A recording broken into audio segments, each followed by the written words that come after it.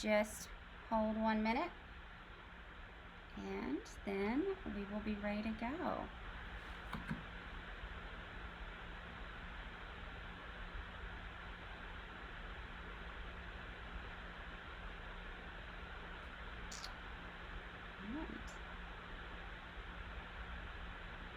We don't have any audio, so just a second.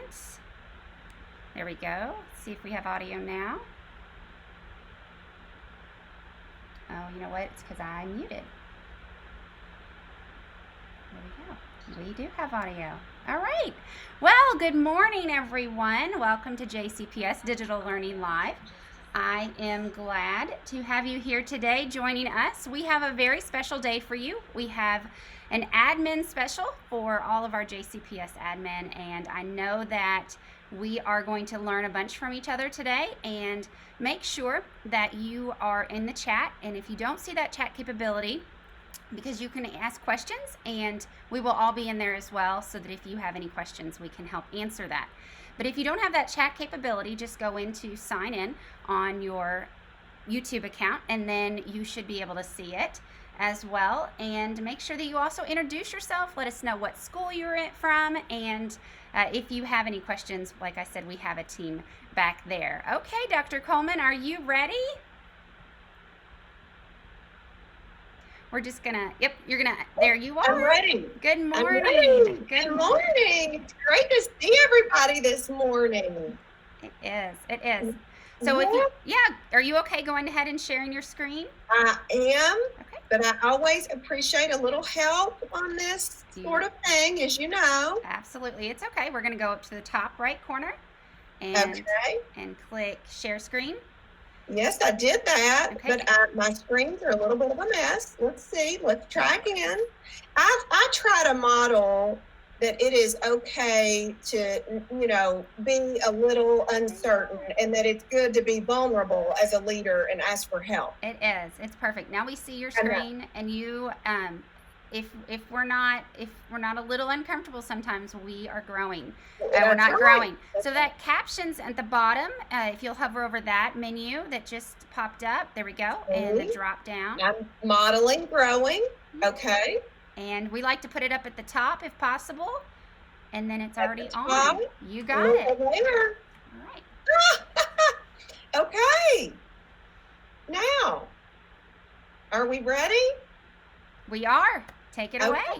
So we'll take off. So it is great to see everybody, or at least those of you that I can see who are in this episode with me.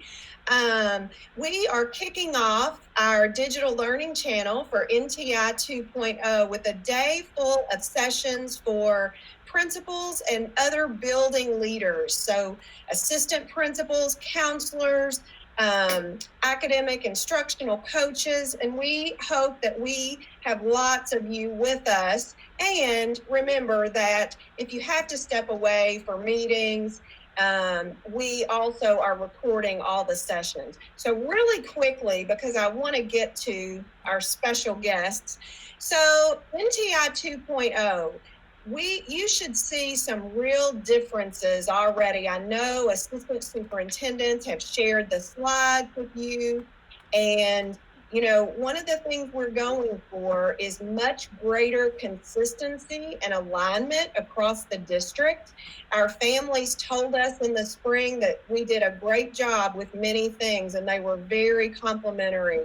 But I think some who had children in different schools were ready to pull their hair right out, because we were forcing them to try to navigate lots of platforms and resources. So we are trying to be much tighter in 2.0. So you have already seen, we are recommending a few programs and tools, and we are going to provide extensive support for those. So if you haven't had a chance, you'll want to check out the menus being built for the next 2 weeks.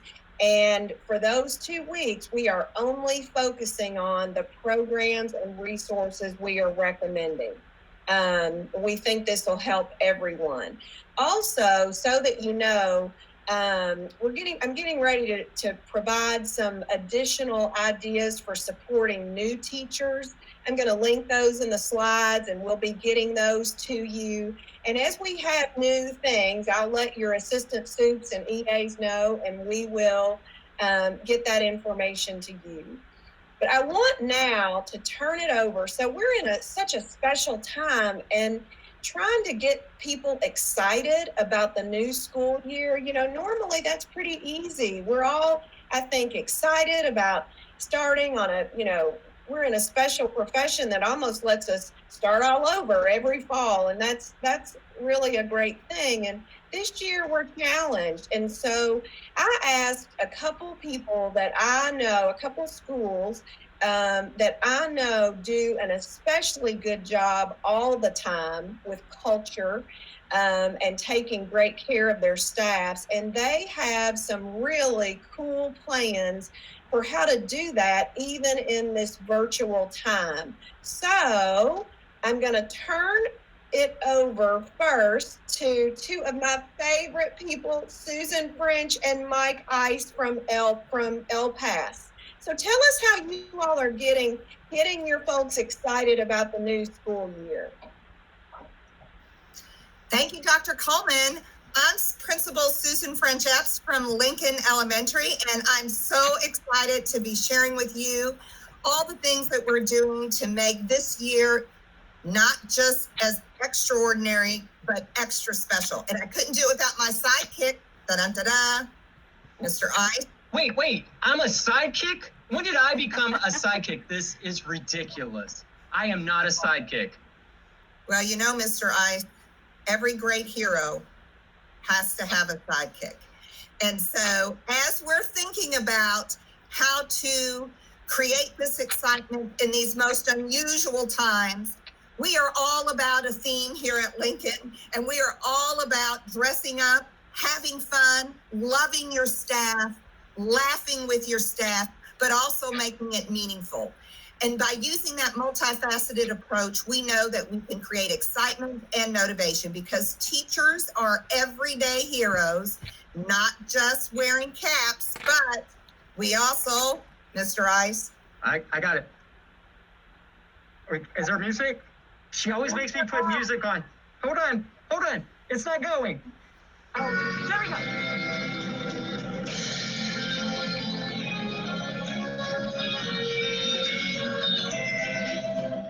Okay, I'm required every time seniors room to put music on. So let's go back to our slide. The first one there, Dr. Coleman, with the t-shirt designs. All right. No? Okay, the previous one. So just to kind of give everybody an idea of where we're coming from, each year we create a theme and center around a variety of different strategies that are fun and motivating, but connected to our district's goals and visions. And I just wanted to share with you perhaps my favorite one, just to give you an idea of what we're talking about before we dive into 2020. Back in 2012, my absolute favorite one, we transformed Lincoln Elementary into the Land of Oz, the Wizard of Oz. We created a yellow brick road throughout our entire building. We dressed up, and our school even landed on a wicked witch. And I don't know if you could see on my screen or not, but here's a photograph of our team coming together to support our teachers. And that was one of my favorite. And then we did activities and motivational, fun tasks surrounded around that theme. Mr. Ice, do you have a favorite? Well, my favorite is absolutely Wild About El Paso, where we partner with the Louisville Zoo. And you wouldn't think animals and school, but there is some wildness that happens. So that scavenger hunt that we created that centered around what are important parts that we wanted to discuss and the piece of learning for teachers, all combined with the zoo, and it was a wonderful experience. Thank you, Mr. Ice. Okay, I think we're ready now to go to our next slide. So as we're thinking about this time, when we are not here necessarily face to face, and if you could bring us, Dr. Coleman, to the next slide. Okay, I'm a little, do I need to click on You something? just click on the arrow down at the bottom. And, well, but it's going to, No, it's perfect. oh, this is it, okay. Yes, that's it. You are perfect. That is right. And you know what, Susan, we've now been doing this for 10 years collectively together because I appreciate you as the duo. And so we create a welcome back letter, but this year, because we weren't able to do that, we created a welcome Zoom video that we recorded and sent out to our staff. And then this piece right here is our Bitmoji Classroom that we are giving to our staff. And our theme is superheroes. And Dr. Coleman, I don't know if it's possible. We would like for you to play maybe just a second of the video there. Listen, Like, I will do anything you ask, my guys. Let's just go here. Look at there. Wait. You could die. At least tell me your name.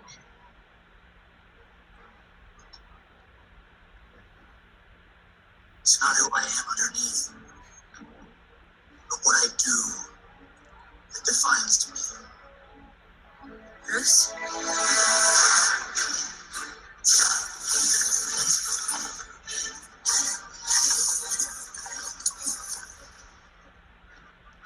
Every day. And you could go ahead and stop, Dr. Coleman, if you would like. So Thank- that pretty much that video at your leisure, you're welcome to click on it and watch the whole thing. But that video very much defines who we are as educators. Our actions define who we are, not necessarily our beliefs. It's what you do. So what we've tried to do is to create superhero moments for our staff virtually by giving them videos, by giving them fun activities to do, and by celebrating them. So we created this Bitmoji Classroom, and this Bitmoji Classroom is a culmination of all the things that we've been doing ahead of time. Because when it comes to motivating staff for that very first day back, we know that it doesn't start on that first day. It starts way before, giving them anticipation and excitement and wonderment about what's to come. So this year's theme, our superhero theme, was kind of born out of the idea that we know that this is a different time and we have to wear masks. And who else wears masks best but superheroes? So no capes, just masks for our superhero teachers. And when you look at this Bitmoji Classroom, there's a motivational video in the middle. As Dr. Coleman played just a quick moment of it.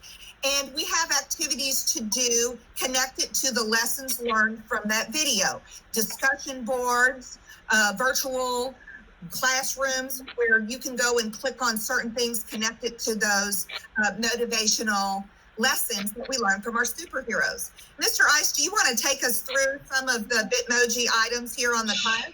Sure. So it is about building that excitement, and our teachers cannot wait for that letter, for what's going to happen, that little spark that gets them excited. And this classroom is going to do that, because if you look above me is superhero training, and those are all the district videos that are required. And what we're doing this year is you can level up and gain extra power. So when you complete those, you are going to level up, receive maybe an extra prize, a little extra something for getting those completed. When you click on the bulldog, because that is our mascot, you will go directly to our kennel club, which is our one-stop shop for communication. And every superhero has a secret. And so when they click on the QR code or scan the QR code, there's an activity there. And we are looking for people to tell us what is their superpower and why. And so if they do that, they, again, will receive some wonderful rewards. You see the three administrations there, because Susan, what is your superpower? My superpower, as it's exemplified, I hope, by this picture, is that I love every child and every human being who walks through our doors.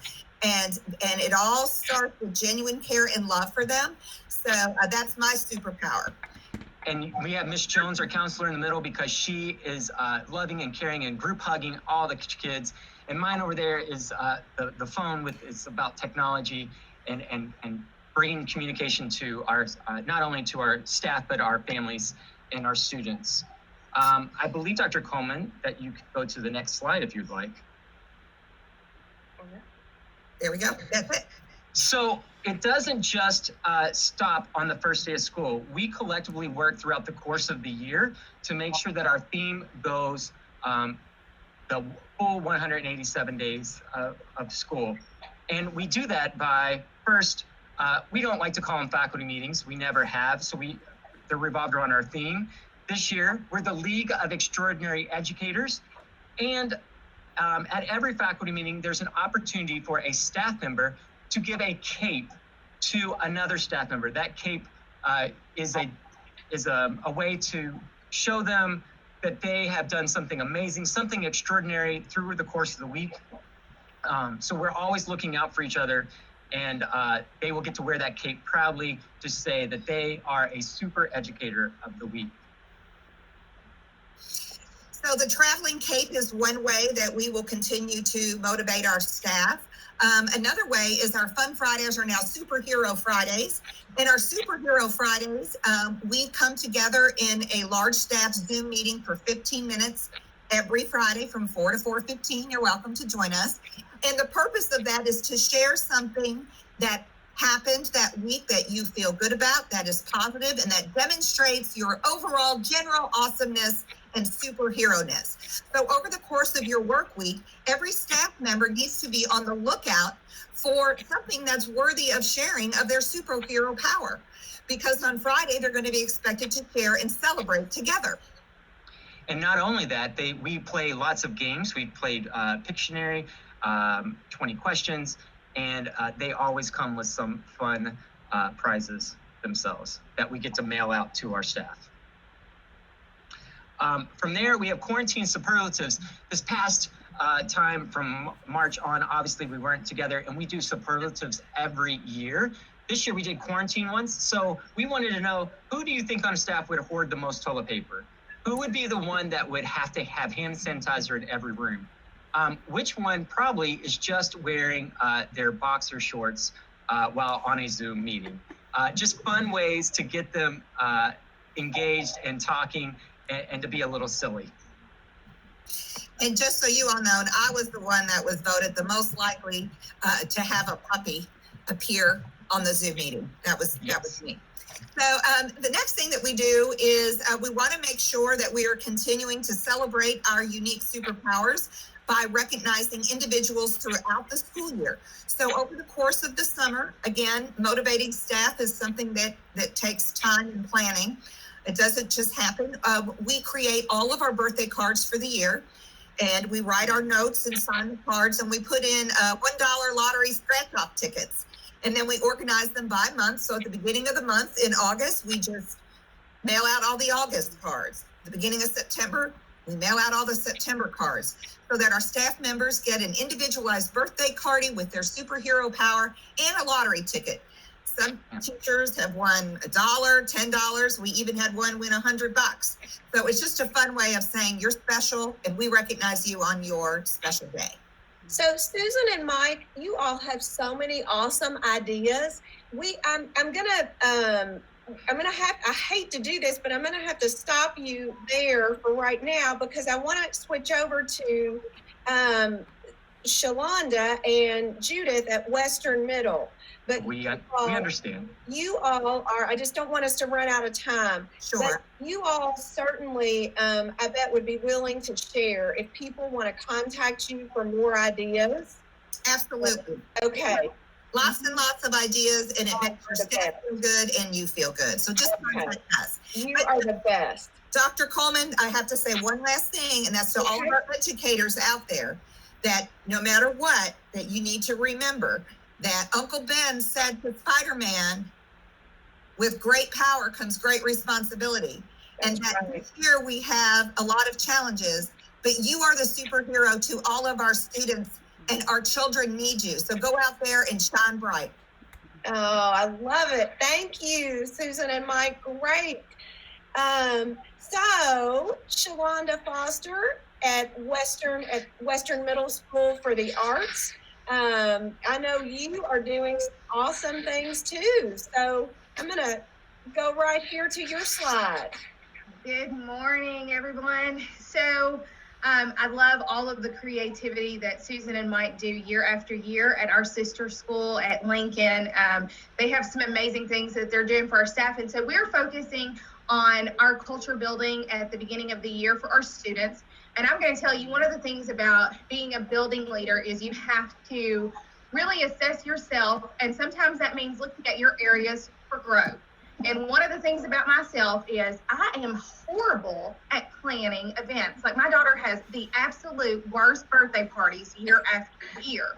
And so when we have something coming up at Western, I know who to go to in our building, and that is Miss Judith Wilson. Because when we have an event, she makes sure it is the most remarkable events out there. And so we are known for our red carpet at the beginning of the school year for our students. It has gone down as the best culture building event, and our kids look forward to it year after year. And we know that with social distancing, our kids can't get out and walk on a red carpet. So all I did was I went to Miss Wilson. I said, drive through culture and climate.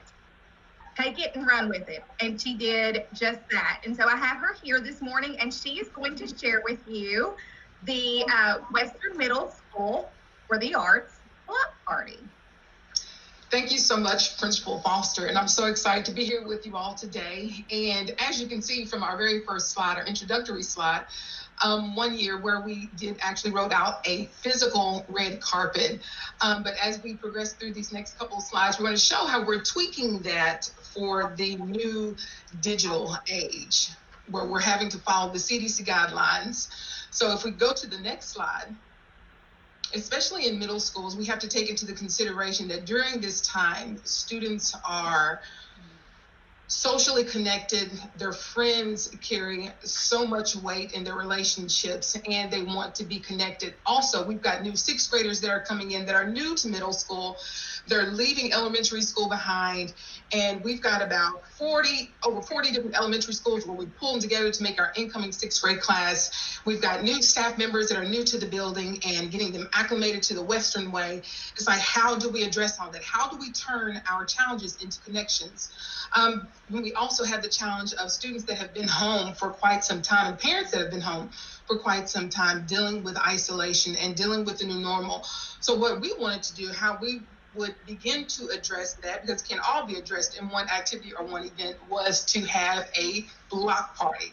So with our next slide, we're going to kind of go through some of the things that we plan on doing at our block party. As you can see, my office is decorated, and just kind of gives you an idea. We want to communicate and convey fun, all while having to stay in the confines of a car. But there is a way to do that. And so, as you can see from the slide, for our staff, we're meeting needs of all of our stakeholders with this one particular event. With our staff will have the opportunity to meet one another, have the opportunity to build community. We did interviews via Zoom. I know a lot of us did interviews via Zoom. And so we'll actually be able to physically meet people, and meet people that are on our teams. For our students, they'll be able to meet new staff members, to meet the administrators in the building, to actually have a personal contact. Because that's important. Even though we'll be masked and we'll be following, social distancing guidelines, being there in the presence of someone physically is so important, and it meets so many needs. For our parents, they want to see who's going to be working with their baby, and they'll be able to recognize us when we show up on that Zoom meeting. They'll be able to receive information from the district as well as the school. We plan on celebrating. And what's a celebration without balloons? You've got to have balloons and all sorts of signage. But one of the things that we wanted to do within that, with our block party, it's going to follow our old car ride around the back of the building and make a horseshoe loop around the parking lot and head out. But while they are in this block party, as you can see from the screen, lots of needs are being met. Students will receive their toolkits at a certain table. Each sixth grade team, for our sixth graders, will have their own table. The headliners will have a table, the showstoppers, the entertainers. Each team will have their own table with staff members there. Each table will be decorated. Hopefully everyone will have their own name tag and their own sign, because you might not be able to see faces under the mask, but we'll be smiling with our eyes. But so that they know who each person is, each staff member will have their own sign. While they're waiting in the line to actually drive through the horseshoe shape, we're going to have staff signs that are posted outside. As you can see, I've got some signs in the back that said, hey, welcome to the stage. We're excited you're here. This is our Twitter account. This is our Facebook account. So parents can actually start to make those connections while they're in the line. Also, each student is going to receive a sign from a staff member while they're lined up down Main Street waiting to go through the loop. This is a sign that says, I'm a part of the WMSFA family, and they're going to write their name in there. We're going to take a snapshot of that picture. And what's going to happen with that, we're going to build community by building our cohorts. We're going to be welcoming our class of 27 dance majors, and we'll be able to introduce them via social media. Then we're going to introduce the class of 27 our theater majors. And so that's also going to begin to build a connection between those cohorts. It gives our staff who haven't seen our incoming sixth graders a chance to put their eyes on the students before they pop up in the Zooms. Then it introduces our students to our Western Middle School for the Arts community. Also, while they're waiting in line, each student is going to receive a piece. As you can see, this is a little puzzle piece that's attached to a marker. They're going to receive a puzzle piece where they're going to color it in, and they're going to color this piece of a puzzle. But what's interesting is this puzzle piece is a piece of a larger piece of artwork that will be installed later in the building that we're going to launch that says, I'm a small piece of a much bigger puzzle. And so when we're able to go back to brick and mortar, they'll be able to see where they participated in this drive-through activity, this block party, and they were able to add their individual piece to a larger art exhibit that will be displayed in the school. And as they're driving around, they're going to also be able to have a chance to pick up their Chromebooks, our maestros. We've got our PTSA and our booster club involved. They purchase art supplies and sketchbooks for our students. Those supplies will be given out. Our social studies and science notebooks will be given out. We're going to have lots of music. All of our art genres will be represented. So our theater table, we'll have a theater table with all of our puppets, and our dance table and our music table will have a display. So as the parents and students are driving around, not only are they receiving pertinent information, but they're being engaged online. They're able to connect with staff members. They're able to connect and meet the administrators in the building and the team members that their children will be working with, and also meet some basic needs that they have. We're super excited about it. It adds a personal touch without actually touching, which is something that we're excited about, because in middle school, it's so important. It's so important that they have some type of connection. And because of social distancing, we are making sure that we engage our middle schoolers socially while maintaining that social distance and making it fun and welcoming. And this is just the springboard into some activities that we have planned for the entire year. And we've got some ideas that we have for our staff. We have some ideas that we have for our community as a whole, and for our students and parents as we matriculate through the school year, making sure that we assess where we are and meet those needs accordingly. Because once we go back to brick and mortar, then we're going to have to reassess, and how do we transfer this energy? How do we transfer all this into the building? So right now, we're really focusing on making sure that our kids are excited, that we've got some great music. We're going to get them connected early on at the beginning by having them to submit some songs that they'd like to hear that we'll be having playing in the background as they're driving through, making sure that we send out hashtags and we have a countdown to when our drive-through block party takes place, to begin to build that excitement and to build the capacity for the fun that we plan on having at Western Middle School for the Arts in 2020. Ms. Foster, did I miss anything? Are we good to go? I think you got it all covered. Oh, I love it. I just want to come and be at both of these schools. I mean, you just have fun. It is obvious that you love what you do. Judith, just looking at your office in the background there. I mean, it looks like a party. I love it. That's why she's the middle school counselor of the year. She's awesome. No wonder. And I so appreciate, Shalonda, your honesty. I am exactly that way. I just want to work and get the to-do list done And so you've put somebody close to you who will help you take care of things like this, which is so important as a leader. So that's fantastic. Heather Morrell, you Yes, ma'am. for this digital learning channel, you and your team, oh my gosh, what amazing people. So what do you have to share with us? Yes, so I'm so proud to be a part of the JCPS family, and thanks to everyone for bringing the hype today. So real quick, because I know our DEP friends are here, I just wanted to remind everyone, we tried to make the district portal super simple.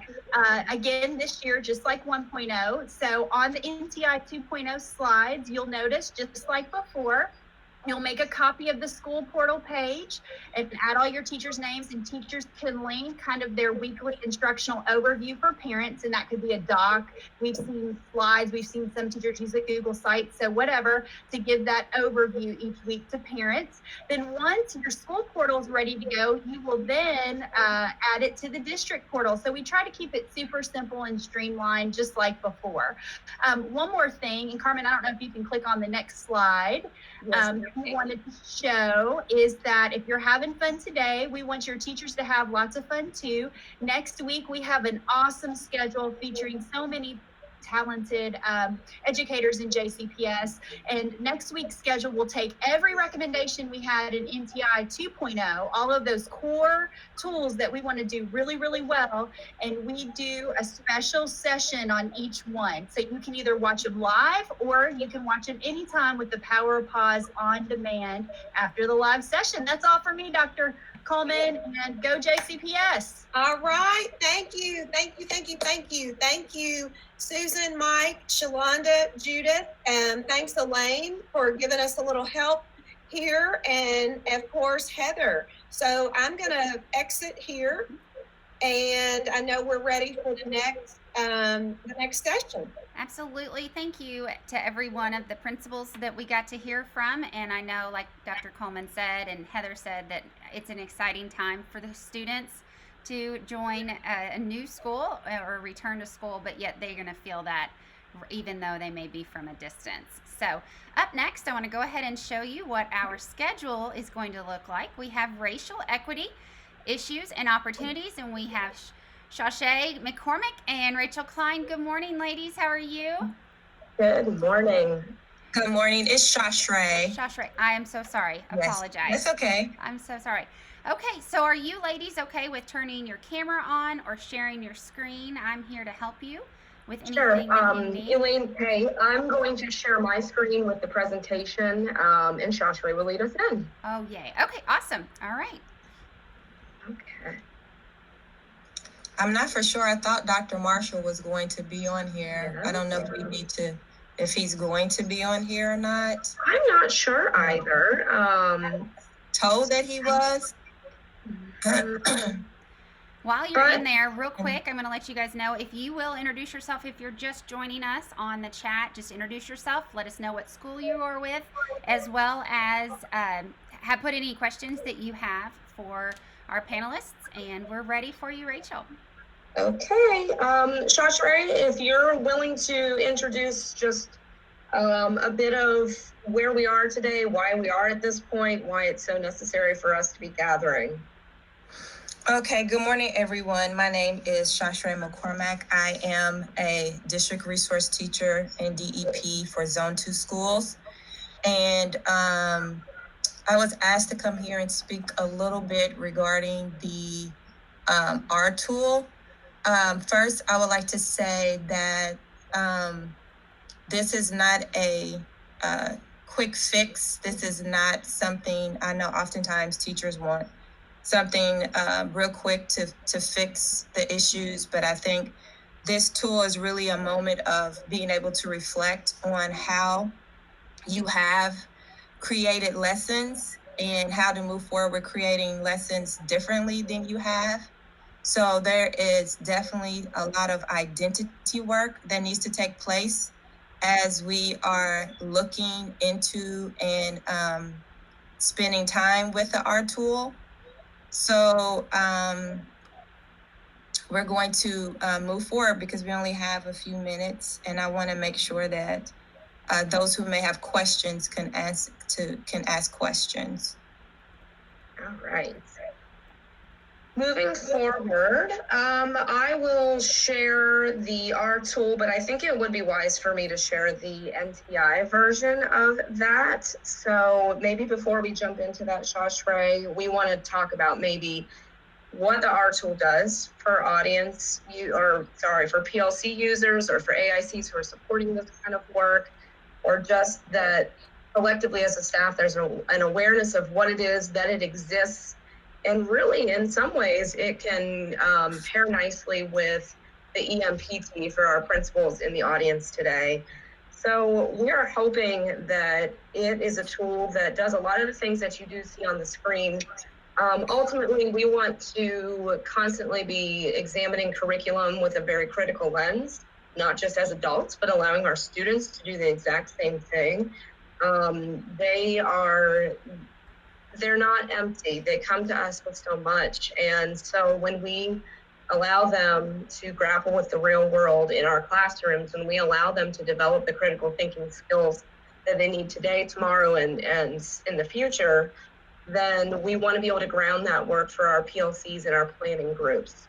So, and we're not avoiding conversations about race. We're including them. We are giving ourselves and our students the tools to have these conversations. I would also like to say too, I noticed on this slide, it says decrease misbehavior.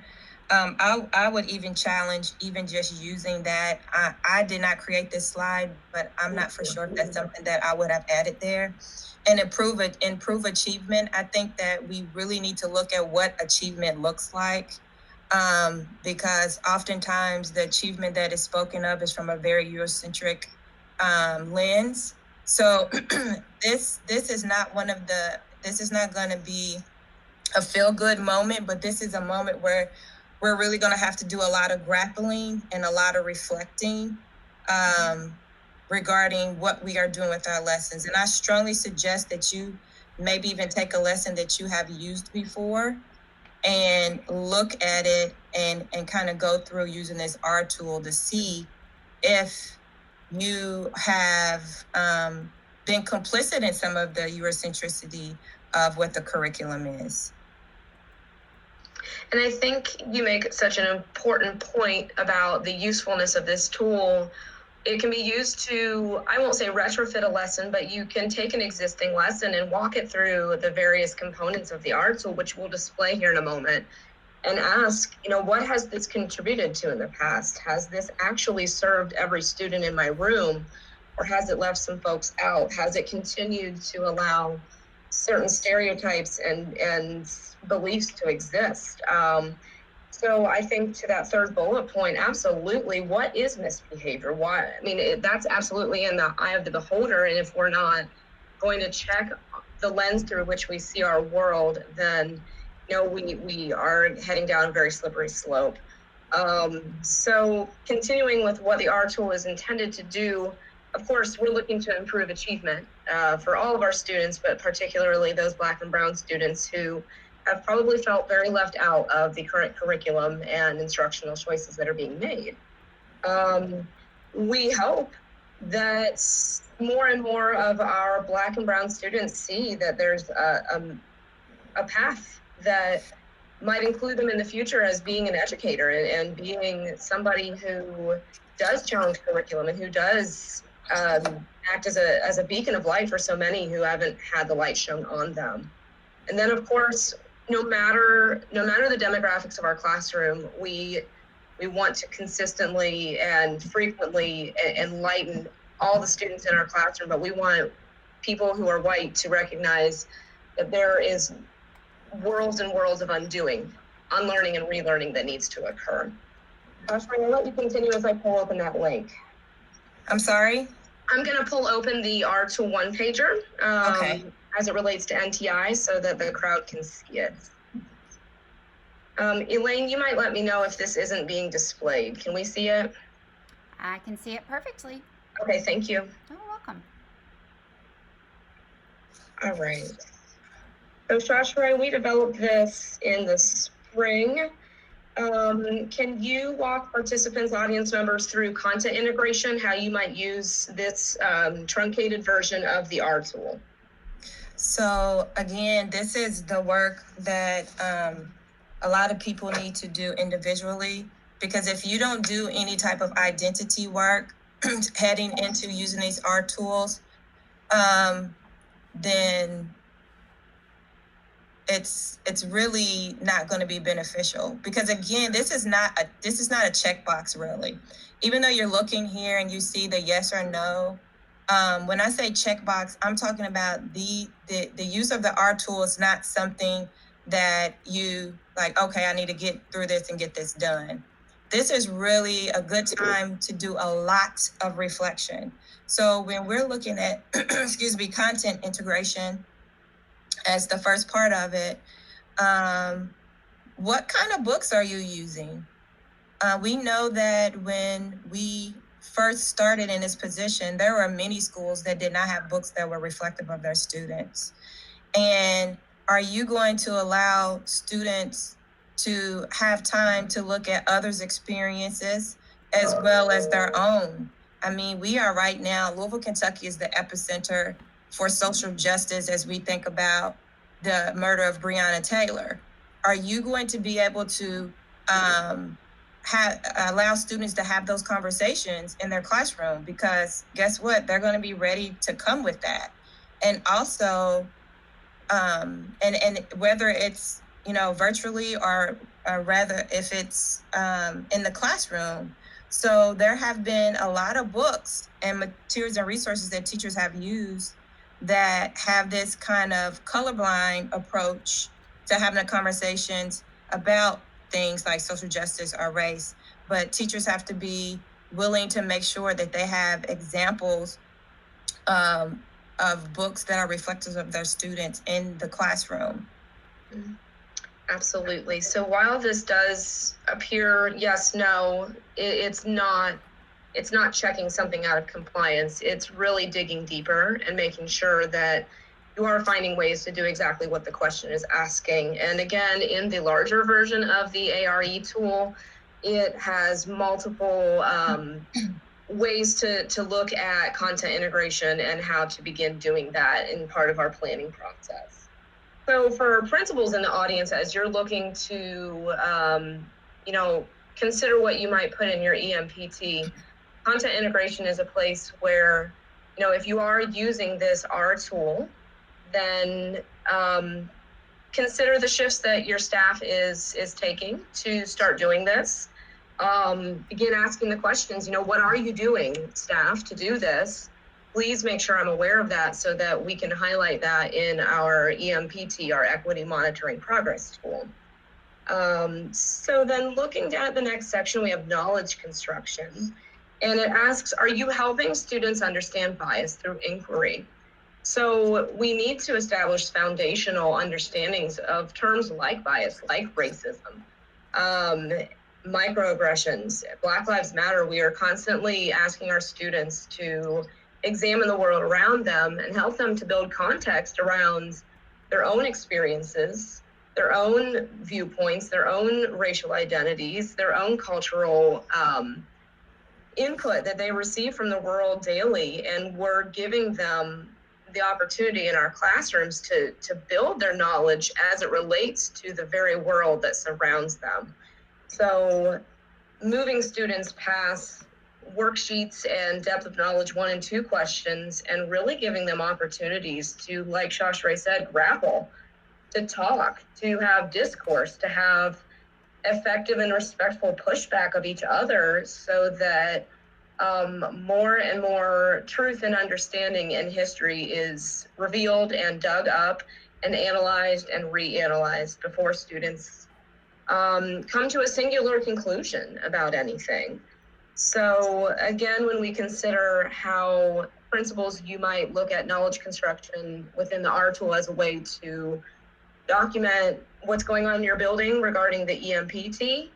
We need to be aware of how our PLCs are planning. We need to be aware of the activities and lessons that our students are being engaged in, and to maintain that pulse so that across the entire building, students are being given multiple opportunities to question their world, to question bias, to ask the questions that they need to ask in order to really find context, personal context in their world. Ladies, we do So have a that question from the chat.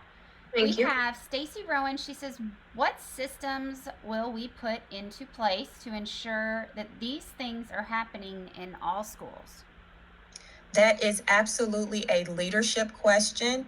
And for those of you who had an opportunity to listen to Paul Gorski, he did make it clear that if you are having some of the bias and some of the racial issues within your schools, then that is leadership. And that goes from the top to the bottom. And leadership has to be held accountable regarding that, because he also talked about having the colorblind perspective, and also for people who do speak out, he also talked about they're named as troublemakers.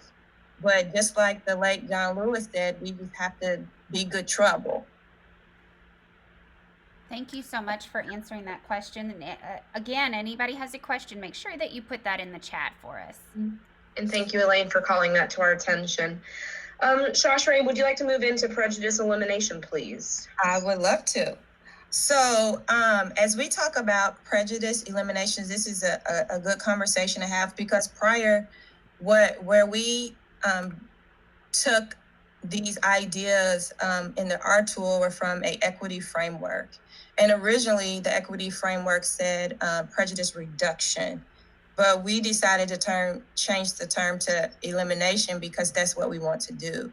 So this is at the point where we are really tearing down a lot of the racist attitudes that we have found in our curriculum. So you have to intentionally plan your lessons in order to grapple with those things like bias and stereotypes, because there are still teachers that are really not even understanding what racism is. All they know is they want to be able to say, I'm not racist. And we talk about the emotion of it, but we also need to talk about the histories of it. We have to see the humanity of our students coming into our classrooms and see them as human beings, and them being able to co-create lessons with the teachers, so that that there is a type of truth and a type of comfort in the space where students can be able to speak to what their experiences are being Black and brown in the district and dealing with what is happening, because COVID-19 has just intensified what Black and brown kids have already been experiencing in our schools. So you have to intentionally plan your lessons with looking at what's happening in the world, what's happening locally, and what is even happening in your school building. I think that mentioning the very real impact that COVID-19 has had on, at minimum, exposing the extreme differences between, who has come down with the condition, and by and large, it's people in communities of color. And so we can't ignore that reality, and kids are going to come to us with questions, and they're looking to us to be leaders and to be able to have conversations that are not always comfortable, but we got to get past that, and we've got to find ways to engage our students and give them the opportunities to work through this. And as instructional leaders, we have the tools and skill sets to do that. So it's time to start calling upon those. I think that transitions really well to equitable pedagogy, where we're looking at how we approach teaching and learning, and what are we doing to make modifications to our strategies, to the way we arrange our classrooms, to the activities we put forth, to the supports that we provide, whether we're teachers or in support roles or on an instructional leadership team. We have got to continue to seek out ways and employ ways to facilitate exactly what it says, to facilitate academic achievement of underrepresented societal groups. So we have another Yeah, question real we quick. cannot fix a problem that we refuse to name. There's no way Correct. we can fix a problem that we refuse to name. Correct. Absolutely. Shasharay, do you mind to let us know what and explain the meaning of BLM for clarification purposes? Explain what again? BLM. I know, but Black I wanted Lives Matter. Yes, Black Lives Matter. So Stacy Rowan had that question. She wanted to make sure that we were all under the understanding of what it meant. So thank you. Yes, Black Lives Matter. And that should not be something that teachers should be scared to have a conversation about, because trust and believe kids are going to be ready to have those conversations. And if you are experiencing discomfort or confusion, or, oh my gosh, I don't know where to begin, trust that there's an entire department that's willing to help you. I know Shasharay would probably tell you that a Google search is one of the best things you can do to immediately try to answer a question and do your research and take advantage of the knowledge and resources that exist out there. But you have an entire team of resource teachers that work in DEP who can guide you towards some of these resources as well. But we've got to take charge of our own learning and our own unlearning and relearning in this process as well. Our kids don't just deserve it, but it needs to be folded into the way that we construct school and co-construct school with our kids. So we have to ask our kids, how do you learn? What is it that you want to learn about? How can you demonstrate mastery in a way that reflects who you are? If I'm not meeting your needs, tell me how and why. And if I screw something up, ask me to, or I will ask you to please help me figure this out, help me move forward with you. So that requires a huge dose of humility. It requires a huge dose of vulnerability on the part of the adults. But our kids want this, they deserve this, they're yearning for us to guide them, and they're yearning for us to work with them as we unpack the events of the past several months, and arguably, of course, several centuries of events to unpack. And I love, Rachel, I love the fact that you Ma'am. guys are, it's okay to not know the question or the answer. And what's not okay is to not even ask. So we just need to make sure that we open up our hearts to learning and growing, and then we will model that for our students. Awesome. Yes. Absolutely. And it's not always necessarily meeting people where they are, because that's what has gotten us to where we are, continually trying to meet people where they are. We're going to have to really hit this head on. And there's going to have to be some very hard and difficult conversations. And yes, there may be some things that you ask that you're scared to ask, but then you have to ask yourself, why are you scared to ask that question? Right. And Sharvita West says in the chat, she says, just make sure that Google search is a credible source. Oh, please. We always know, and I think as educators, we understand that for sure. But like you said, we have a whole department. So you can even just reach out to you guys and make sure that you feel confident that you know exactly where the source is definitely credible. Certainly. And again, there's identity work here, because sometimes it's sometimes you can't help a person fix their broken selves. That's something that they might have to look deeper inside and see what needs to happen inside of them. You are right. Shasharay, as we near the end of our half hour, you have empowering classroom culture, and as you work through that, I will then return to the original slide deck. Yes. So as we talk about empowering classroom culture, this is an important section where we need to be sure to be inclusive of our families and communities as well. Oftentimes we forget the power of our parents and the communities in which our students come from. So I think it's very, very important that that as we talk about this specific descriptor, is being able to have an environment where students are safe and students are willing to trust you in their conversation, because kids, they can tell a fake and a phony, right? They could tell if you're truly concerned or if you really are ready to have the conversations. But I think that Empowering the classroom culture is another a very important piece to look at as we think about collaboration. Collaboration is very important in order to empower the classroom culture, because I think that, you know, oftentimes teachers are kind of type A, and they want all the power, and I mean, I was a teacher. So I think we have to be willing to share that power in the classroom with both our parents and with our students. So as we kind of wrap up with the overview of the ARE tool, the Affirming Racial Equity tool, I want to call your attention to the slide that I'm displaying, where much like the ARE tool, it should be living, it should be breathing, it should be functional, it shouldn't be a checklist. It should be something that we use side by side that consistently guides our work toward racial equity. It should demonstrate our commitment toward it. So as we commit ourselves to all of the different shifts that were just previously described, your EMPT principles and APs, this is a document that should highlight your work, your efforts, the shifts that you are making as you commit to racial equity. It should show what you're doing. It should defend why you do it. And there should be proof and evidence as to why, or as to how Black and Brown students are being affected in a positive manner, how we are looking to improve outcomes for them. And Rachel, we have a question in the chat. Where can we find or get the ARE quick one-pager to download and share it with the staff?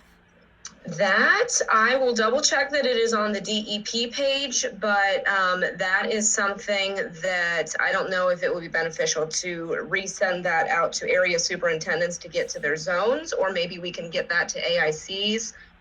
I will bring that to my team's attention and we will get that distributed. Thank you so much. One more thing that I may have not been clear about while looking at this document. This is not a document that you're going to be able to touch on every single aspect of it, but it really is a document for you to be reflective on your teaching practices, on your lessons, and again, on your own beliefs around what curriculum should look like for your students.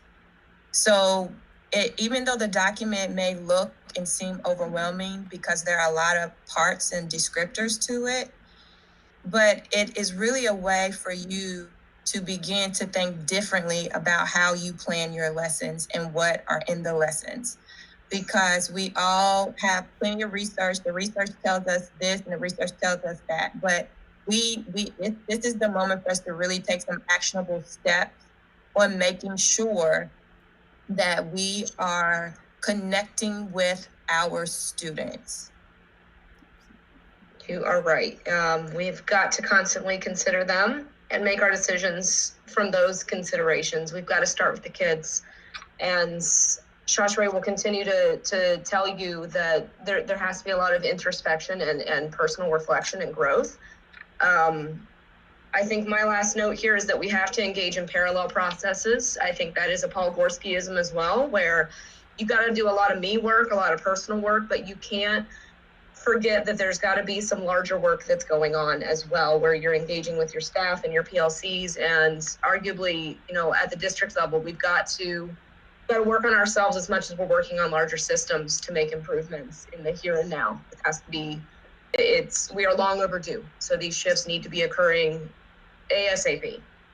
Thank you, ladies. Yes. Thank you so much. Yes. I know that I hope that we all grow for sure in this process, and you've given us a lot of great points and tips to make sure that we hit on those as we grow through this process. So have a great day. I know that it's 9:30, and we have next up the 5 basics for teaching and learning.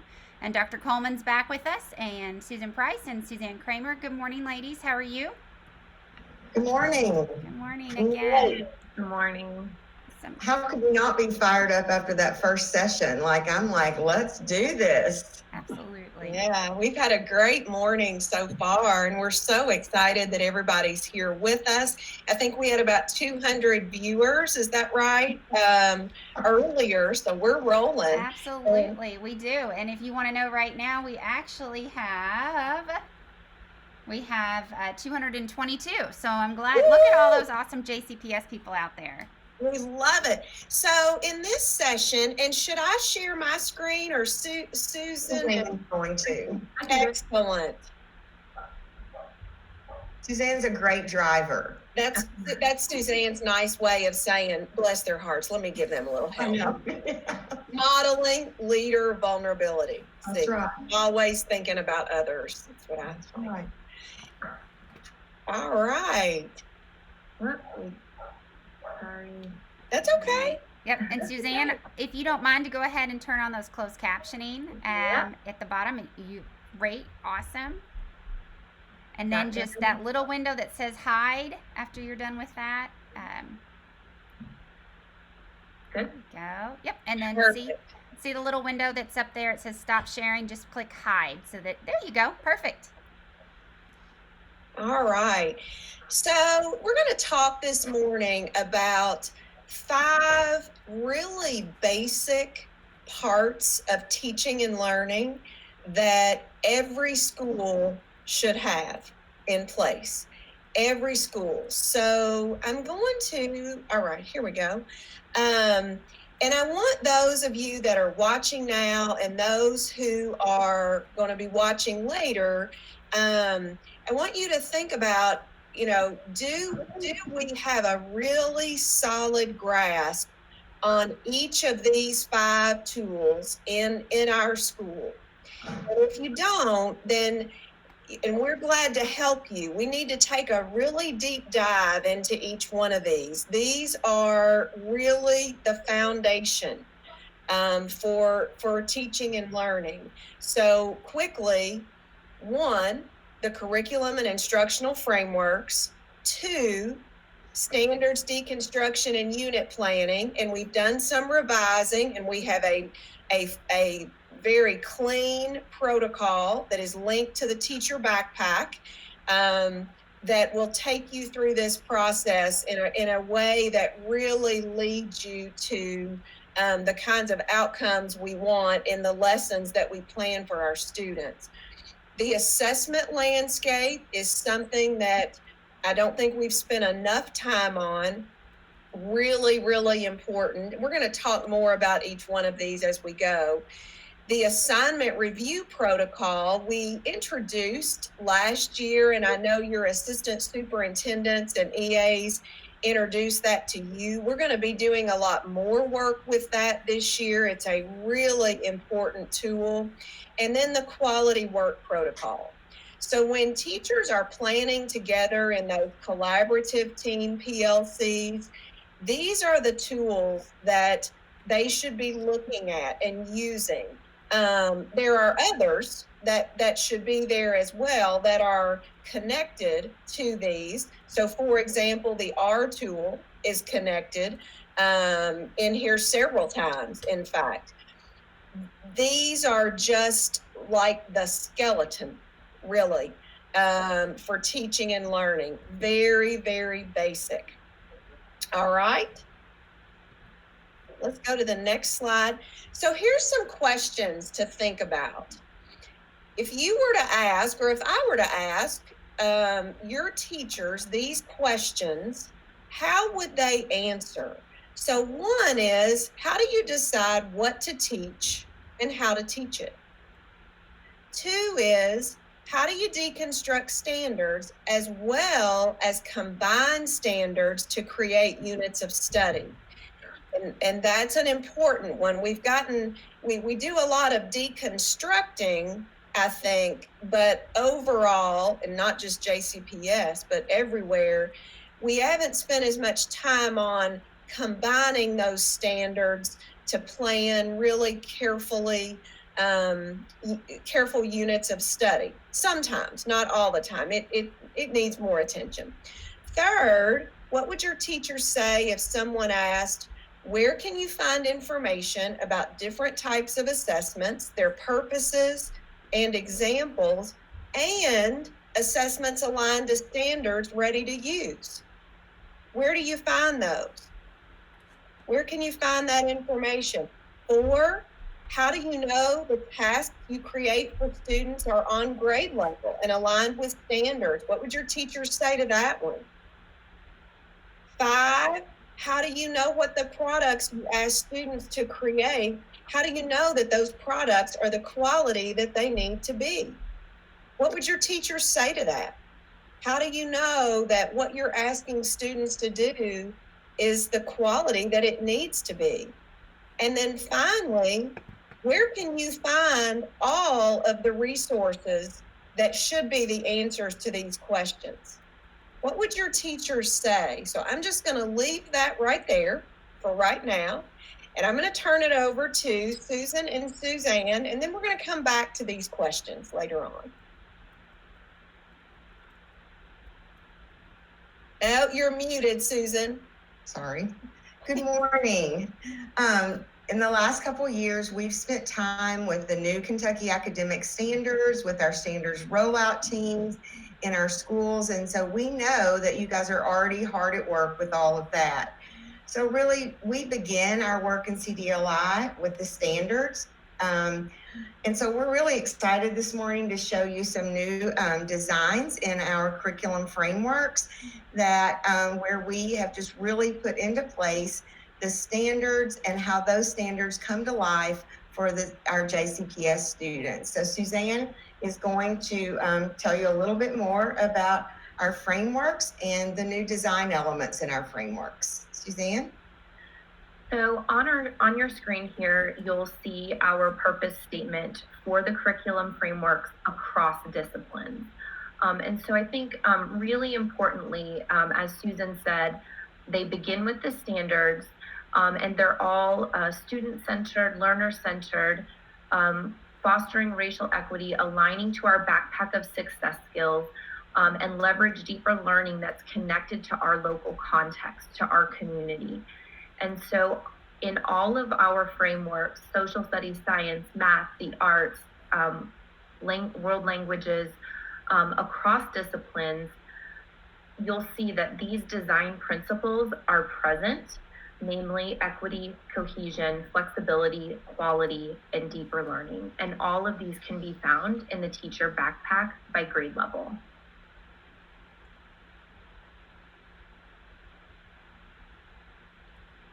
And just to make sure everybody knows about where that backpack is for your teachers, of course, they just go into their bookmarks that are in the top left side of their Chrome browser, and they can find that backpack right there for them. So our JCPS instructional framework goes hand in hand with our curriculum frameworks. But the instructional framework really provides a disciplinary structure for the how for teaching and learning. So each framework, of course, is grounded in research, includes best practices for engaging students. The instructional framework outlines what teachers and students will be doing throughout a learning experience. Ready? Next. Okay. So these are two of our frameworks, and they represent the workshop model. So the one on the left is our elementary math workshop, and the one on the right is the classroom one for ELA K-6-12. I'm sorry.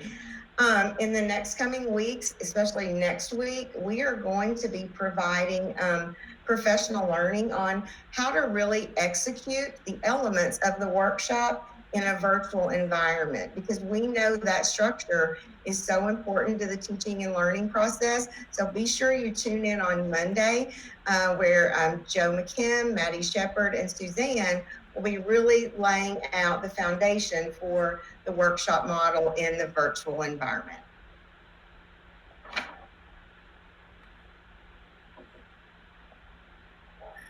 The standards deconstruction document, purpose statement, and overview of the tool is here on your screen. And we know that standards deconstruction and finding coherence among standards across a year and in unit planning is a really important part of long and mid-range planning for collaborative teams, and it's built into our curriculum framework. And so our team has reimagined the standards deconstruction document to prioritize the elements of quality design that will bring us closer to our vision for teaching and learning. And so we're just going to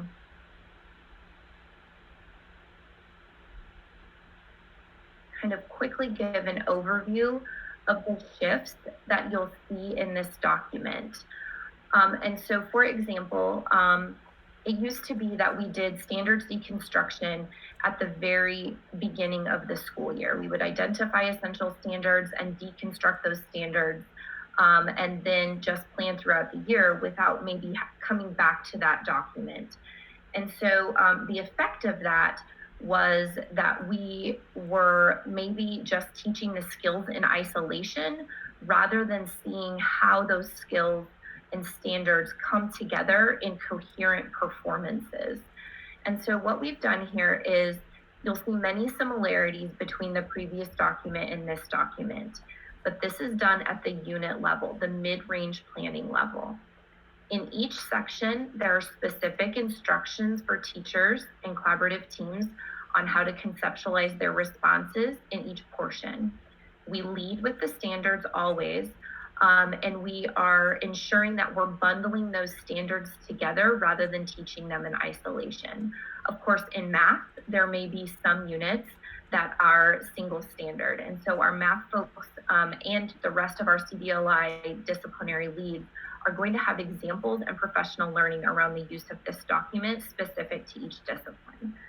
And so along the left-hand side, again, we're trying to prioritize the elements of quality design through this document. And so we're beginning with the end in mind. We're beginning with those performance assessments. What is it? What are those essential understandings, the ways in which those standards come together in performance in multiple assessment genres to really show student learning. And so you'll see those questions there along the side. And then we move into success criteria. And I know Maddie Shepard and Joe McKim have been working really hard on developing some great professional learning around competency-based and standards-based grading. And a big part of that could make this process more seamless for collaborative teams are single point rubrics. And so we're gonna have some more PD on that and on how we grade and provide feedback around standards in a competency-based way in NTI. And so that would happen here in the success criteria portion of this planning. And then we get to the portion that we're all very familiar with, where we're looking at the different dimensions of the standard and breaking it down into conceptual understanding and skill. And then this is where teachers would dig into that process, those daily plans that would be connected to the learning experiences that are going to scaffold to bring together the understanding into these holistic learning experiences. So these are the major shifts in the document. And again, this will be linked in the PLC framework. And it's coherent with all our vision for deeper learning and the type of design elements that we're trying to prioritize, the thinking that we're asking teachers to do. And our team will be providing professional learning and examples in each content area for how to use this document in an intentional way.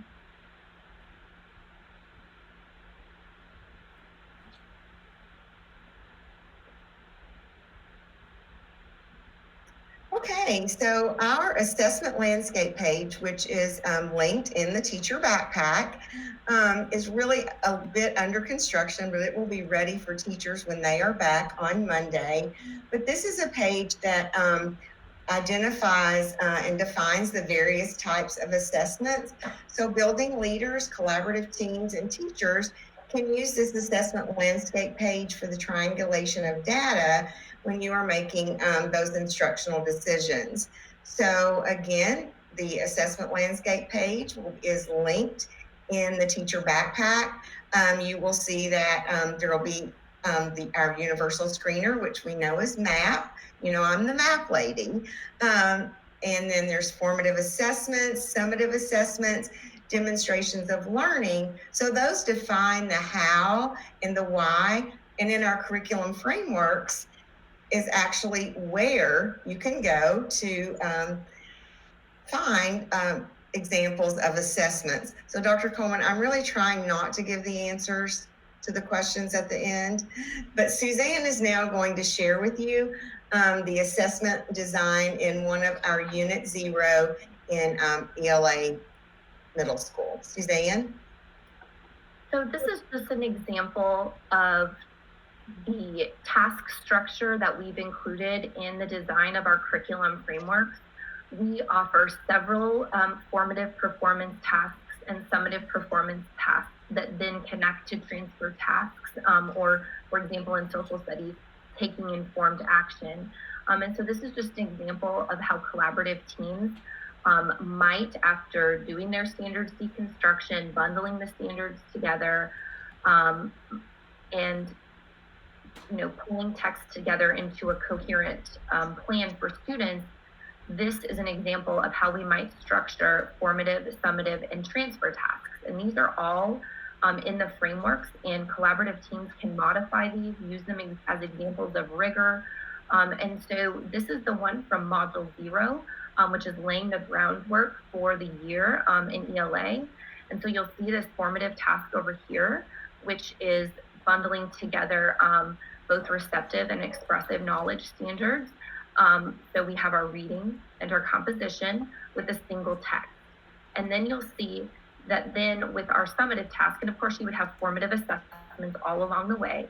In our summative task, we are pulling together more text, more cognitive load, and bringing together the performance holistically. And then we have a transfer task where students are taking the academic learning that they've done in the classroom and transferring it to a context either outside of the classroom or in a new medium or a new genre. Here they get to be creative and bring in art into the ELA classroom. And so this is Unit 0. And so these are just really simple tasks that model the structures that we are going to see with more complexity that build throughout the year in modules 2, 3, and 4. And so this structure of formative performance, summative performance, and then a transfer task or taking informed action, tasks like that, are design elements that collaborative teams can find in all of our curriculum frameworks across disciplines. All right, thank you all. So I'm going to talk a little bit about the assignment review protocols. TNTP is just the name of the group that publishes these. They are actually going to be working with us this year so that we can have some training firsthand from them. But if you are familiar with the opportunity myth, this is the same group that published that study. And if you're not familiar, you should Google opportunity myth. And essentially what they did was they went into thousands of schools and thousands of classrooms, and they looked to see what teachers were teaching, and then they determined whether or not what they were teaching was truly aligned with the standards for that grade level. And in far too many instances, they were not. It was not aligned and was not even on the grade, a high enough grade level.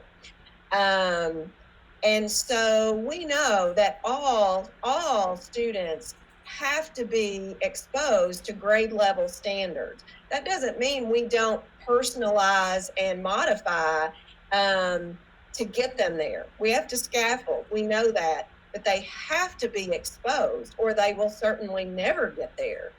And the folks at TNTP also found that this was especially a problem in schools with higher risk population. And so this is a big deal. So the assignment review protocol, we're going to be talking about more throughout the fall, but the tools are easy to use. They're linked in the teacher backpack, but they do take some time. And so I'm not suggesting that you have to use this protocol with every assignment that teachers create, but you certainly need to spend some time going through the protocol with some assignments so that teachers can really start to develop the lens that they need to make sure that they are creating work for students that truly is on grade level. And not just teachers, all of us. This process has been very helpful to me as well. And I am excited for us to learn more about it. I think that it will be a huge help. So more to come, but don't wait. Take a look at these and start to use them if you haven't already. All right, number 5. Okay, so number 5, our fifth protocol is our quality work protocol. We all know that the quality work protocol isn't a new protocol in JCPS, as we have been using this for several years now, and because we know that when we begin to examine student work, that can be a real driver for changing teacher practice. Because, you know, the process with the quality work protocol is where collaborative teams really look at student work, analyzing those work products.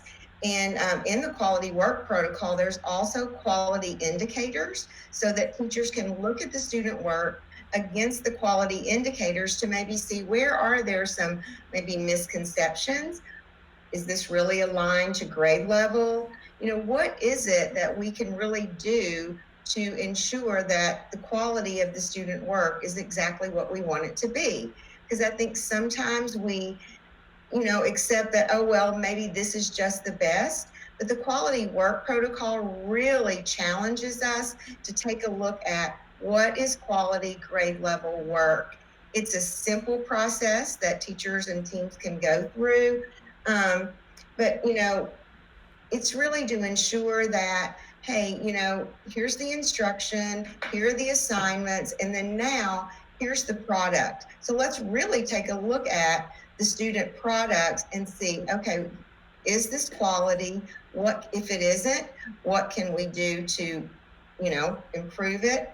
If it is quality, what can we do to make it even better? So also building in some time for student reflection after you've gone through the quality work protocol, so that it's not just teachers looking at the work and thinking, you know, how can we make this better? But it's also students really taking a look at their own work so that they actually have that ownership and, okay, I see where I am, and then I know through the feedback that my teacher has given me and through the reflection that I've had, then I know how to make my work better.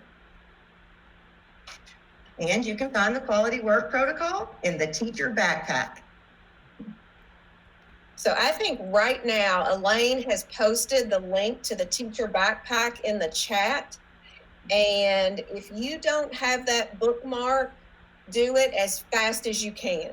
Because I mean, I will tell you, I go to the teacher backpack multiple times every day. No exaggeration. Everything is there. We've also done some revising, right, Susan? And you're going to be sharing those things later in a session today.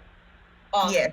Yes, we have made some revisions to the teacher backpack. We're always going through the quality work protocol with our team. And so, yes, Kathleen Receiver and I will be sharing that on Monday. Because if you don't know Kathleen, you need to, because she is brilliant and has been instrumental in really helping us to make the teacher backpack something we are so proud of. So thanks, Kathleen. We'll be showcasing the teacher backpack on Monday.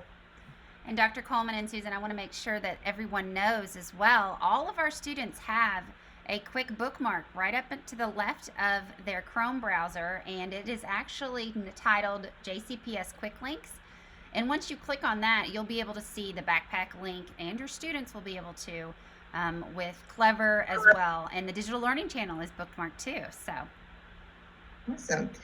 So Suzanne's going to just talk briefly, because I know we only have 5 minutes and you're dying to know the answers to those questions that Dr. Coleman has for you. So she's really going to just briefly highlight how all of these essential resources and protocols really support the implementation of the instructional core. Suzanne? So JCPS's instructional management resources are aligned to the 6 systems. We begin with standards, which are bundled together in student-centered modules in the curriculum frameworks. The instructional frameworks structure the how of teaching and learning, while the assessment landscape defines the type of data used to make instructional decisions. Within the PLC process, collaborative teams can ensure the quality of tasks and student work using those protocols that Dr. Coleman talked about from TNTP and the quality work protocol. So these 5 essential resources ensure the implementation of the instructional core in Jefferson County. So in this graphic, you'll see the student at the center, and then around it, you'll see the curriculum frameworks along with the standards, assessment, and instruction. So this graphic kind of shows the way in which we can conceptualize the instructional core as it relates to equity, our backpack of success, skills, culture, and climate, and our 6 systems.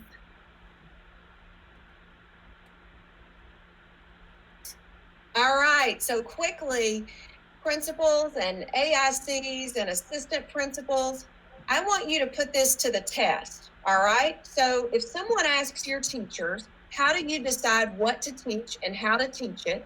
They should say, I start with the curriculum and instructional frameworks. And you should say, where on earth are those? And they should say the teacher backpack. If you ask your teachers, how do you deconstruct standards and how do you combine standards to create units of study? They should say, I start with the standard deconstruction and unit planning protocol that is in the teacher backpack. If you ask them, where can you find information about different types of assessments and their purposes and even examples, and where can you find assessments aligned to standards ready to use? They should say the JCPS assessment landscape and the curriculum frameworks. I bet lots of people didn't even know there were assessments in the curriculum frameworks. Great resource. All right, and where are those? They're in the teacher backpack. There should not be one teacher in the district, and really on the planet, in my opinion, that does not access our teacher backpack. I think it is that good. So make sure your teachers have that. Now, what if someone asks your teachers, how do you know the tasks you create for students are on grade level and aligned with standards? They should say, oh, we use in our collaborative team PLC meetings, we use the assignment review protocols. We use those to decide if our work is the level that it should be. And if you ask, how do you know that the products you ask students to create are the quality they need to be? They should say, we use the quality work protocol. And that helps us to know, if we're still stuck with our students doing dioramas, or if the products that we're asking our students to create are the quality they need to be and truly 21st century products. And if somebody says, well, where do you find all these resources? They should not say on the district website. Remember last year I actually went in and tried to do that, and it made me old quickly. So we've put everything together in one place, the teacher backpack. All right. So these 5 things are essential. I mean, they're just the 5 musts. We've tried to think of every cool way to say, like, should we call them the Fab 5? We don't know. We don't care what you call them, but your teachers have to use them and know them. All right. Thank you for tuning in, and perfect timing. We're going to roll right into the PLC session with none other than Michelle Dillard and Jessica Rosenthal. And that's where all this work takes place, in the PLC. So, Suzanne, you're awesome. Thank you. Elaine, I know you'll help us transition. Absolutely. Thank you so much for all that information, and anything that you needed are in the NTI 2.0 slides, and we'll also post that link here in the chat as well. So good morning, Champion Rosenthal and Champion Dillard. I'm so glad to see you. I've missed your sweet faces. Good morning. We're so excited to be here. We've missed you as well. All right, so we're going to dig into the PLC process, and we have that till, let's see, until 10:30. And then we will have JCPS addressing knowledge gaps. So go ahead and make sure that you introduce yourself in the chat. Let us know if you have any questions, and we will get those answered for you.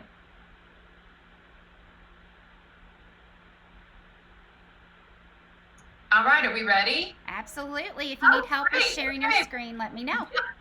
All right, the only thing we want to make sure is that we want to be sure that we are doing closed caption. Okay. Yeah. All right, so when you press present, there you go. You'll have a little menu at the bottom that says captions, and you'll just click that. Great. All right, let's see how that worked. You did. It worked. It worked. All right, so thank you so much for having us. We are the Miracle Middle School team. As you can see here, I am Michelle Dillard, the Assistant Superintendent for Middle Schools, and so excited to be here to talk to you about the PLC process, the framework, and share some updates. And you can never get too tired of this, because this PLC framework is like the guide to all of that work that you just previously heard Susan and Suzanne speak about that will help you get student achievement up. And I'm Jessica Rosenthal. I'm the Executive Administrator for Middle Schools. You see on here that one of our big sayings is expect miracles. We believe so much in all of our schools in JCPS, and it's such an honor to get to work with so many of our middle schools, and glad that others are able to join us today too, and just spend a little bit of time in our day talking about the PLC framework. I just want to give a shout out to Ms. Dillard too. She is a solution tree consultant. So she is a resident PLC expert, and we're very lucky to have her as a resource. So we're going to jump right in and spend a few minutes with the PLC framework.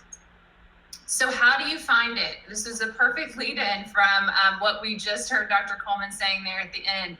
You can find it with the teacher backpack. That's the most important thing to remember, that if we're using the teacher backpack, which we should be all the time, this should be the landing page for our teachers and the work that they are doing. The PLC framework is in there. So here are just some specific steps to get to the teacher backpack. If you're getting there for the very first time, if you go to the JCPS website and then go to employees, click on teacher backpack. It's one of those nice big rectangles right there. And then you can click on any grade. It's in the guiding resources across categories section, which is in the bottom right. And then once you're there, save the link, save that link to the PLC framework digital version. However, we will make sure that you know that there are going to be some updates. And so when those updates come out, you'll want to be sure to save the updated link. And we'll make sure that all principals, administrators, teachers, and instructional support staff know about that link and know how to access the updated PLC framework. Not huge updates, but you'll hear about that here in just a few minutes. So now how to use the PLC framework, like how is it used and how should you use it? And I want to thank you, Champion Rosenthal, for that shout out with my work with Solution Tree, but it all started with collaborative teams. And so they're the core PLC resource. So if you're looking at this actually should be the starting and ending point of each collaborative team meeting. So as an administrators that are going into those collaborative team meetings, you should make sure that they are using this. This is a map, like a roadmap for the PLC process and the success of them. And if you want to have high performing PLCs, then you will follow this roadmap. And again, as I said, it is also proven to improve increase in student achievement and school improvement. As the previous principal of Seneca, when we implemented collaborative teams there, that is when we went from the 5th to the 9th to the 12th to the 42nd percentile, because we embraced PLCs and we saw student achievement improve. So if you are looking with your team for the PLC process, I'm not sure what, oh, okay. And these things should guide the work of the collaborative teams. Each time that they're meeting, the 4 critical PLC questions: what is it that we want our students to know and be able to do? How do we know if students learned it? How do we respond when students don't learn? How do we respond when students do learn? These critical questions are very important. And so as building leaders, when you are looking and I know that every school has already created some type of form for your collaborative team to use, but if these 4 questions are not a part of that, I would highly encourage you to go back and make adjustments to that so that you can see that you are working toward this. These 4 critical questions have been outlined in the PLC process to align with our 6 systems and pillars, our racial equity, the MTSS, deeper learning. So you can show your team, and that is inside the PLC framework, that matrix that shows the alignment to these 4 questions. And now Champion Rosenthal will talk about the systematic process. So here we have listed the first 5 steps, and we're going to go through each of them briefly, just so you see how they are chunked. But I'll just reiterate what Ms. Dillard just said about these 4 critical PLC questions. That if the work that's happening in a collaborative team is not answering one of these questions, then it's time to take a step back, revisit the PLC framework, and recalibrate on what the work is. We should always be answering these 4 questions during our collaborative team time. And these steps align so well with the PLC questions, and hopefully you'll see that overlap as we go through. The first one, creating team norms, that's just what we need to do to get ourselves started at the beginning of the year. So we know you all are planning your re-entrance to the PLCs and collaborative teams, even in this virtual world. And this is still what the steps of the PLC process would be. As a former principal, as principal at Hawthorne Elementary, we followed these steps before we had them fully written out, but this is what we followed because this is the PLC model. So you create those team norms. There's resources right there in the PLC framework on how to do that. Step 2 is assess the current reality. And that's something that all of us as professionals should be doing. Where are we currently? Because how can we know what we need to do next if we don't know where we are right now?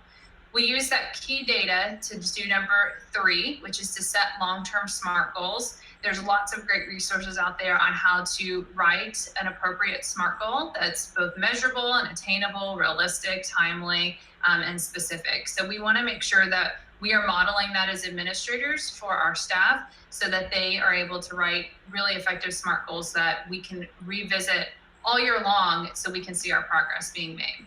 Step 4 is to identify and deconstruct essential standards. We have a new resource that Ms. Dillard will be sharing with you here in just a little bit around that step 4. And then step 5 is commit to a guaranteed and viable curriculum. This is a really important step just for the culture of your school and for the culture of your building for students and for families as well. That guaranteed and viable curriculum is what you're promising to give students by the end of a grade. And that should be so much a part of your school that you're sharing that with students and you're sharing that with families as well. And it just helps everybody be accountable and excited about the work that you're doing. And it also reminds everyone what the focus is all throughout the year, that we know what we've guaranteed, what we've committed to do in all of our classes for our students. And there can be constant check-ins to just make sure we're all on the same page with that.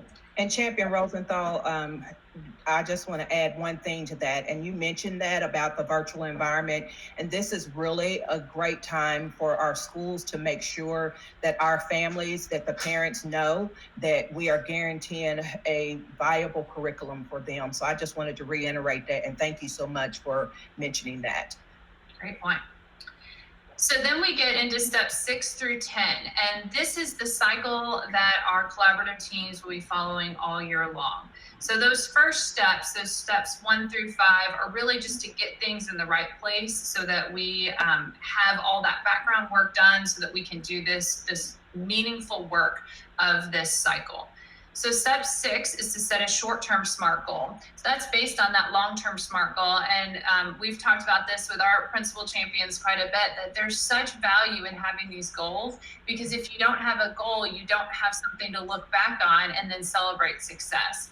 And, we work so hard as educators. We have the most amazing instructional staff in this district, and they are giving their all the time, day in and day out. It's so important to do this step 6, because if you don't do step 6, you can't do step 10, which is to reflect on the SMART goal and celebrate the amazing progress that's been made because of your hard work. So make sure that your teams don't skip this step 6 and have a system in place to collect their short-term SMART goals and a system in place to revisit them in step 10.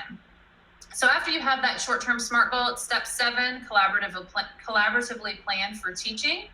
And that's getting into the meat of the work. We've got our curriculum frameworks and our instructional frameworks.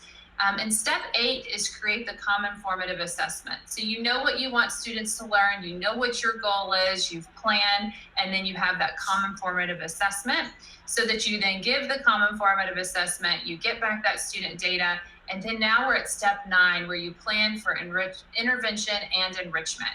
So those answer those questions that we saw early on. What do we do when students learn? What do we do when students don't learn? And then finally, there's step 10 where you reflect on that SMART goal. How do we do getting towards that SMART goal? That's that professional learning, and that's where we grow as educators to figure out what the next things are so that we can get closer to meeting our SMART goal, or we recognize what we did well, we document that so that we make sure we keep doing that important work. And then finally, there's strengthening the cycle. And that's step 11 with self-assessment, and step 12 with meeting with an administrator. And so that's a key part of your work too. Of course, we know that our administrators are spending lots of times in PLC monitoring for those 4 questions and progress through those different steps. But having an intentional check-in to really talk about the progress, how the collaborative teams are going, what additional supports are needed. And that's also what step 11 is too. And there's some great resources in the PLC framework to help you self-assess and to have really effective meetings with administrators to keep the great work going. So with the PLC framework, what's new? You heard Champion Rosenthal speak about this earlier. There are going to be some updates. And so several of these updates you heard about in the previous session. And I just want you all to know we didn't plan this, but how wonderful to see that we're all on the same page and to show how all of these things are connected. So we do have the standards deconstruction and unit planning. And so that is something, so if you weren't on the last one, you can see here that this here helps you to be able to take a bundle of standards and to be able to plan those all at once. And it goes through this, where the previous one was kind of where teachers may thought that standards should be taught in isolation, and that's not what we wanted. So very thankful for Suzanne and her team for creating this. So assessing the student learning, it talks about the standards. You can align all of your standards there. Success criteria for mastery of the standard, and there are some questions that you should be asking, and then breaking down a standard. So this is just another little preview if you missed the previous session with Susan and Suzanne. The assessment landscape page, so we have updated that. And if you'll click on that formative assessment one, so it is important for you to see how all of the work is connected. And when I was looking at these updates on this formative assessment, I'm not seeing. Does it still just show this? Okay, now I can see it now. So I wanted you to see how that even with the assessment landscape right here, what is its purpose? It is connected to PLC framework step number 8. So this here will show you the purpose of the common formative assessment, and it goes along with step 8. So it's not something separate. It's something that works tangent together. How should a teacher use it? Well, it talks about within or between an instructional unit. Teachers administer common formative assessments. You just heard us talk about that. That is actually step number 9 in the PLC framework. And so I wanted to just show you, so teachers, counselors, administrators, just whoever is on here, that you could see the connection of these items that we are having for you to show all these resources, that they are connected, they're not separate. You heard them talk about the quality work protocol, that's going to be put in there as well, the TNTP assignment review protocols, and then within the TNTP assignment review protocol, then you have like ELA, you see that there's math, science, and social studies. So it is very, very important that you get your training on this and that you begin to look at these protocols to see about the assignments that your teachers are creating for our students. Again, we want to make sure that we are improving academics. Even though we don't have a state test, we still have an obligation to our students and our families to make sure that our kids are getting the most rigorous curriculum and assessments, assignments that they can get. And these tools here are those tools that are going to help you do that. So we are working to link these tools into the PLC framework and update it. We've got to change some of the language in there. I thought that would be pretty simple and easy to do, but it's not. But anyway, it is what it is. We're going to get it done. And then we will send that out to everyone. And you'll have to go to the teacher backpack because that's where you'll be able to find it. So I just wanted you to know that these things are going to be coming up soon to be in the PLC framework. We want to put that in there so that everything that you need, all the resources, that you can go to one spot and to be able to find them. And truly, I will say again, in closing this, it is so important for you to go back to revisit your PLCs, look at your documents that you have, and make sure that they are aligned with the PLC framework. That was Dr. Polio's vision, was to have something to help the entire district, because we knew that our collaborative teams were all over the place. And we have some excellent collaborative teams at all levels, elementary, middle, high, even in our special schools. We have some great teams, but we want an entire district to have great teams in every single building, ensuring that we are, number one, going through the teacher backpack, using all of those resources, and then using this PLC framework that encompasses the instructional frameworks and the curriculum framework as well. So we thank you for joining us today. We do have some additional tools for the administrators or AICs, if you would like, that when you're going in and you're monitoring these collaborative teams. So if you're interested in those, just reach out to us. We are always here to help, and we love sharing because we know that we believe in continuous improvement and learning by doing, and together we can do all things in JCPS. We just thank each and every one of you for joining us today. And again, you can't hear enough about PLCs, the collaborative teams, the teacher backpack, because that is what is going to move the needle for our district. So thank you all so much. And what kind of questions? Yes, we have some time, and we'd love to take questions just around anything you have around the PLC process, how to support it as administrators, anyone else who's on here with questions. And all you need to do to put those questions is make sure that you are signed in to YouTube. It'll be in the top right if you cannot see that chat. or the questions, and then just put those in there and we can see them live and we can address those right now.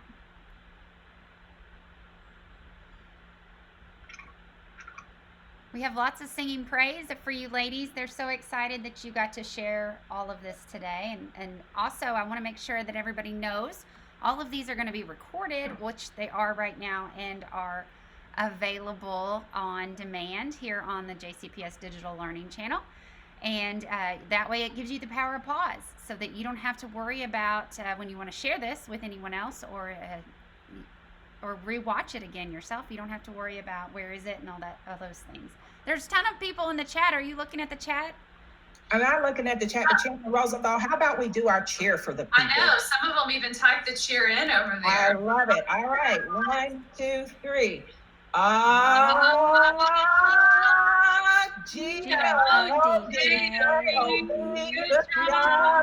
job. Hashtag Miracle Middle School.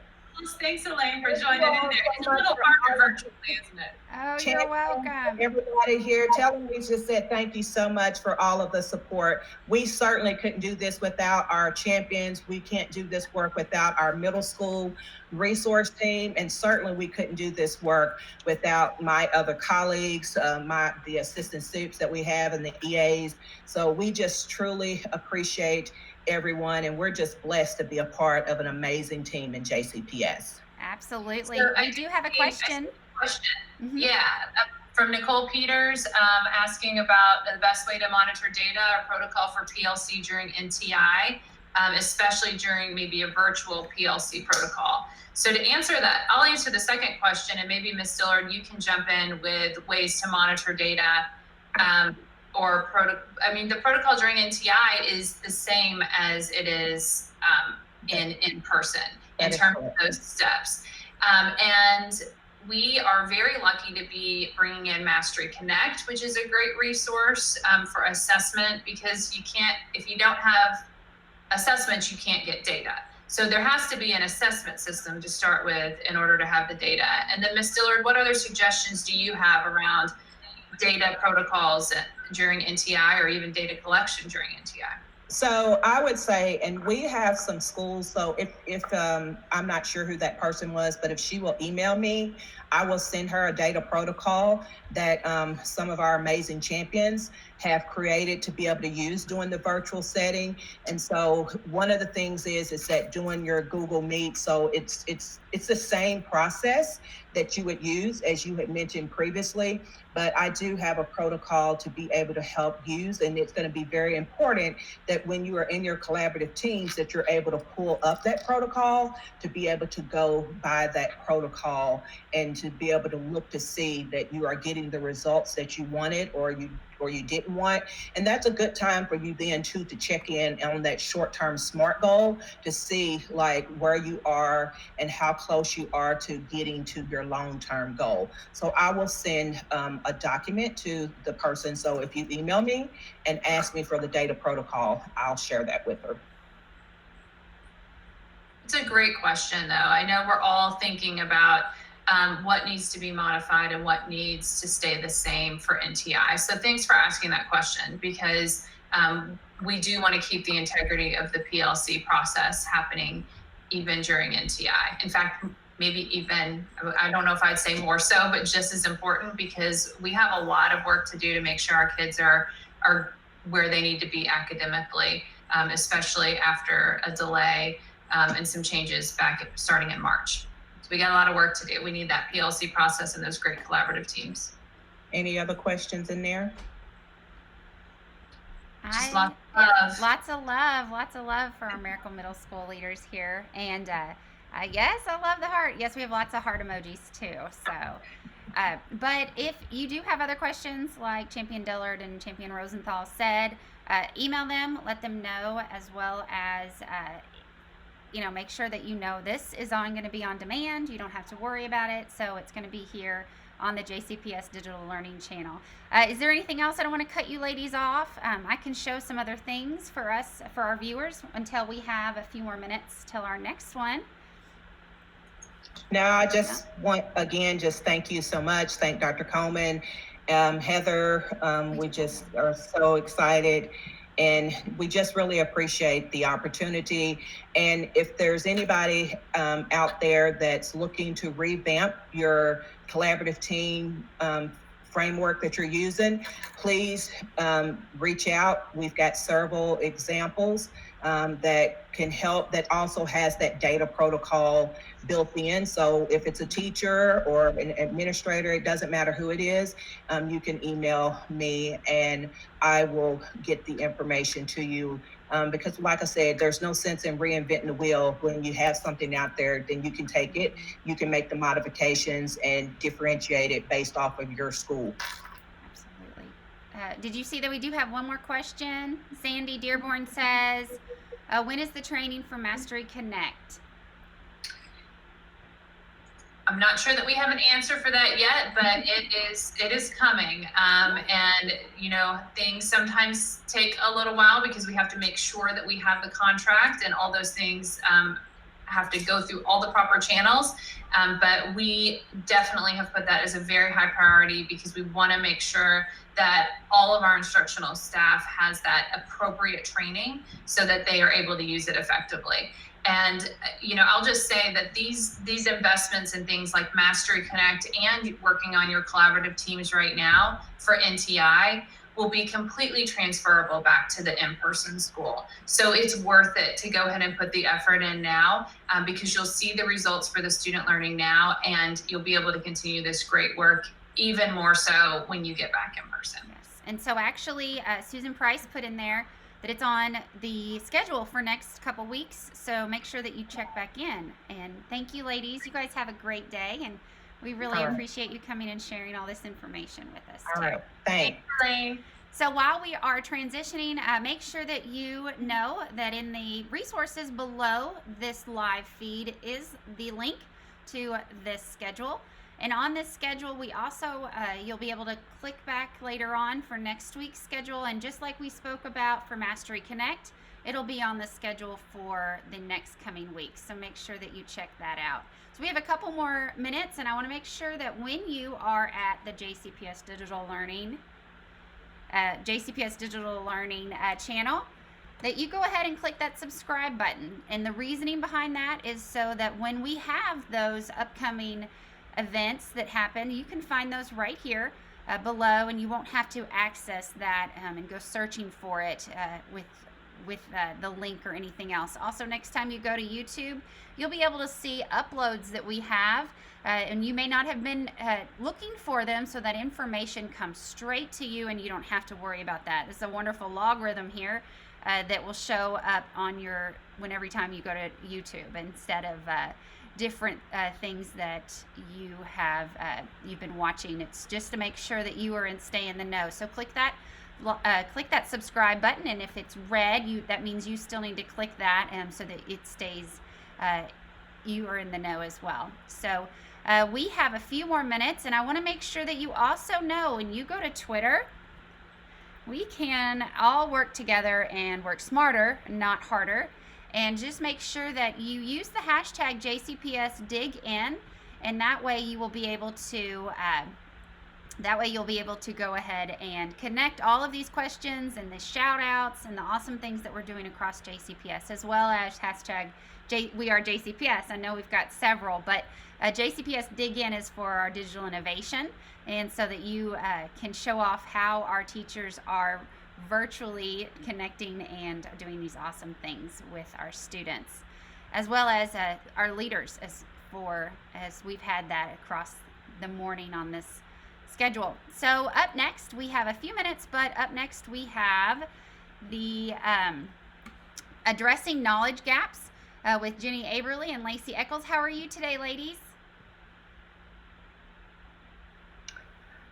Doing great. How are you, friend? Doing well. It's a long time no see, and I hope that we get to see each other soon, but it's good to see you virtually. How are you, Jenny? Are you doing well? Oh, you're on mute. It's okay. I'm doing great. Yay. Awesome. Awesome. So both of you, I know you've been on the channel before, and if you need help sharing your screen, I'm here to support you, as well as let you know that there's any questions in the chat So if you don't have that chat capability, just make sure you're signed into YouTube. And while you're there, introduce yourself.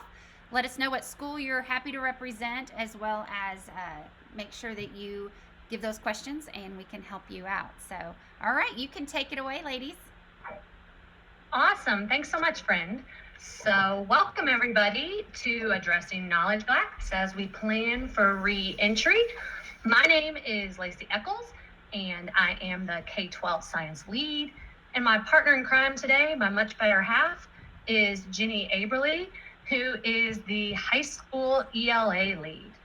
So this plan was rolled out at the end of the 1920 school year, and we're going to be revisiting it today to help propel us into the next 2 weeks of work with teachers. Our purpose today is to continue thinking about the impact that remote learning has had on our students and how you as instructional leaders can support that work. So we know it's going to be a very unique beginning of the school year with new norms, definitely new challenges, and new gaps. And so we've got to start planning accordingly, or continue planning accordingly. So this slide reminds us of the vision for this work. This work is centered around teacher reflection and teacher collaboration, both vertical collaboration as well as horizontal collaboration. If you have a card today, every time you hear me say vertical or horizontal collaboration, you can put a little dab on there. So this is where teachers are making intentional instructional choices. We're shifting that mindset from a remediation and a coverage mindset to a more holistic learning progressions and experiences. And we're asking teachers, how do we scaffold up? How do we spiral in? And how do we deepen that learning? And so this work provides leaders with those entry points for coaching conversations. We should be asking ourselves as leaders, how can we leverage this re-entry as an opportunity to explore teacher thinking around instructional design? All of which is centered around that student experience and planning with the student in mind. So here's a timeline of the work that's been done thus far in regards to planning for academic reentry. And we're currently right where you see that big old fatty arrow at the fall PLC work stage, where teachers are working together, here we go, horizontally and vertically to make intentional instructional choices. You'll notice now that Module 3 is a new module that's been released by KDE, and it's centered around responding to reentry and how we can use formative assessments to drive our instructional decisions. And later in the presentation, you'll see a slide with links to those resources, and we'll talk about that in a little more detail then.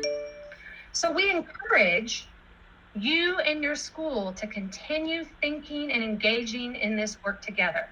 And as a leader, consider who in your building is best equipped to lead this work. So I'm going to pass the baton over to my better half, Jenny, as she kind of begins to walk us through those action items that we discussed earlier. Great. Thanks, Lacey. Can you all hear me okay? We sure can. Yes. Great. So I'm going to walk you through the steps that we shared with teachers at the end of the school year last year to try to gear us up to doing this work. Some of the work we encouraged to happen over the summer, and the big part of the work will happen right now. So Lacey, if you will bring us to the next slide. This is a snapshot of Module 2, Planning for Reentry. So we're just going to kind of look at the big picture here for a moment. So Modules 2 and 3 have actions that include teacher reflection, PLC work, and schools collaborating in those vertical and horizontal teams. There's a teacher reflection lens and a real focus on the learner. So we introduced all 3 of those action items in the spring and encouraged teachers to complete action item 1 prior to coming back this school year. This step is the one where they would independently reflect on what they taught, what was covered, what students learned during NTI last year. So we'll be thinking about the standards, the concepts, and those learning opportunities from 2019, 2020 that were happening during their teaching in the school year. And by reflecting on those, that would launch vertical and horizontal collaboration for planning for this school year. There you see a star by action item 2 and 3.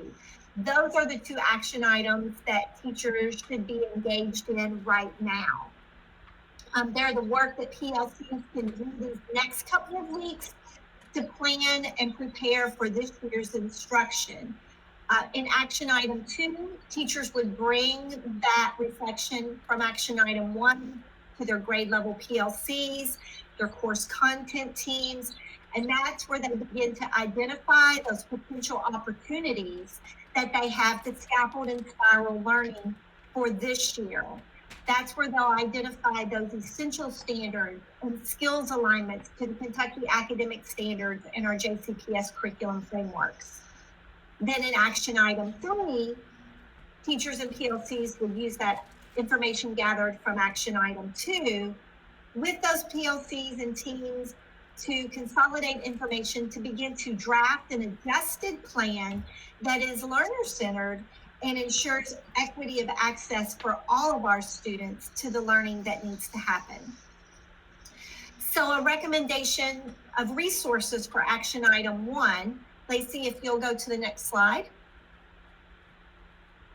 To begin this important work, teachers would need copies of guidance documents. So we have tables that they can use to complete for each action item. Resources would include the JCPS curriculum framework, many of which are updated with some great resources for teachers to use this year, as well as the Kentucky academic standards for their specific content or grade. An important consideration in this work would be to lean in on the support or help of any district instructional leads or coaches or deeper learning resource teachers. We're all here to help support and work with teachers and teams on this learning. I know that there have been a couple of schools that have reached out to me, and I'm going to be working with and supporting them over the next couple of weeks to continue this work. So Lacey, if you'll go to action item 1, I'm going to just talk real quickly through this because I covered it pretty well before. So in this action item, this is where teachers are doing that individual reflection and completing table 1. And there you can see a little screenshot of what that table looks like. So during this step, they're really trying to figure out what those learning gaps are for incoming students because of remote learning. So for each course a teacher taught, they would identify the learning opportunities that students had prior to NTI, any learning opportunities that students had during NTI, and those missed learning opportunities from last year that teachers weren't able to get to or cover, or students weren't able to learn because of NTI. Something that's really important in this step is for teachers to be as specific as they can and avoid listing broad concepts. For example, I'm an English teacher, so I wouldn't just want to put the word argument in there as something that I taught. I need to be specific in terms of, did I teach claims? What about validity or reasoning and evidence? So under argument, I need to be specific on what students got and what students didn't get around argument, so that my teachers that had those students the following year, which would be this year, can help fill in those gaps of learning that may not have happened. So the more explicit a teacher can be in action item 1, the easier it will make the analysis in action item 2. So in action item 2, this is the work that should be happening now. Here's a quick review of it. I'll go a little more detail in a minute. But here's where teachers will bring their individual work for action item 1 to their grade or content level PLC to discuss and begin to determine what learning standards were considered pertinent, which we are defining as nice to know, versus essential, which we are considering the need to know standards for the school year. We know that in our contents, there are nice to knows and there are need to knows. And so we really need to focus in on maximizing our time into the need to knows. In some disciplines, those essential standards have been identified or recommended for teachers, and they can use that as a resource. In preparing for action item 2 work, there are a list of important resources that include standards documents. Lacey, we can go to the next slide. Standards documents, curriculum frameworks, JCPS teacher backpack. Success skills can be a resource as teachers start to think about what that curriculum design might look like. So there are a lot of resources linked here in this slide. So let's look at some examples of some of those specific KDE resources that would be helpful for teachers. So if I'm an English teacher, here's an example of a KDE resource that would be helpful, and that's that reading progression page. When a teacher sees the progression page, they can see what a student should have learned the year prior and the year after. So when we're thinking about analyzing those standards, the progression and coherence statements are an important resource for teachers to use as they're considering designing personalized learning opportunities for students. In math, these are some resources that teachers would want to use. They're going to look at the standards page from KDE, and what we notice as we're talking about the progressions or coherence statements is that there are standards listed within the mathematical practices, but under the clarifications column, teachers will see the coherence for math. That coherence allows for vertical conversations around mathematics for both horizontal and vertical teams. And the curriculum frameworks provide more detail on the information from the KDE pages. So math teachers would want to access and use these resources for this work. In social studies, again, the curriculum frameworks from JCPS are a key resource. And the social studies progressions are listed in an appendix that can be accessed on a link in the frameworks. And you can see by looking at that table of contents for social studies that there's a lot in there. And it'd be easier to look at the progressions in a particular disciplinary strand or by grade level. So those are some resources for social studies. And finally, for science, here's a snapshot of those resources for teachers.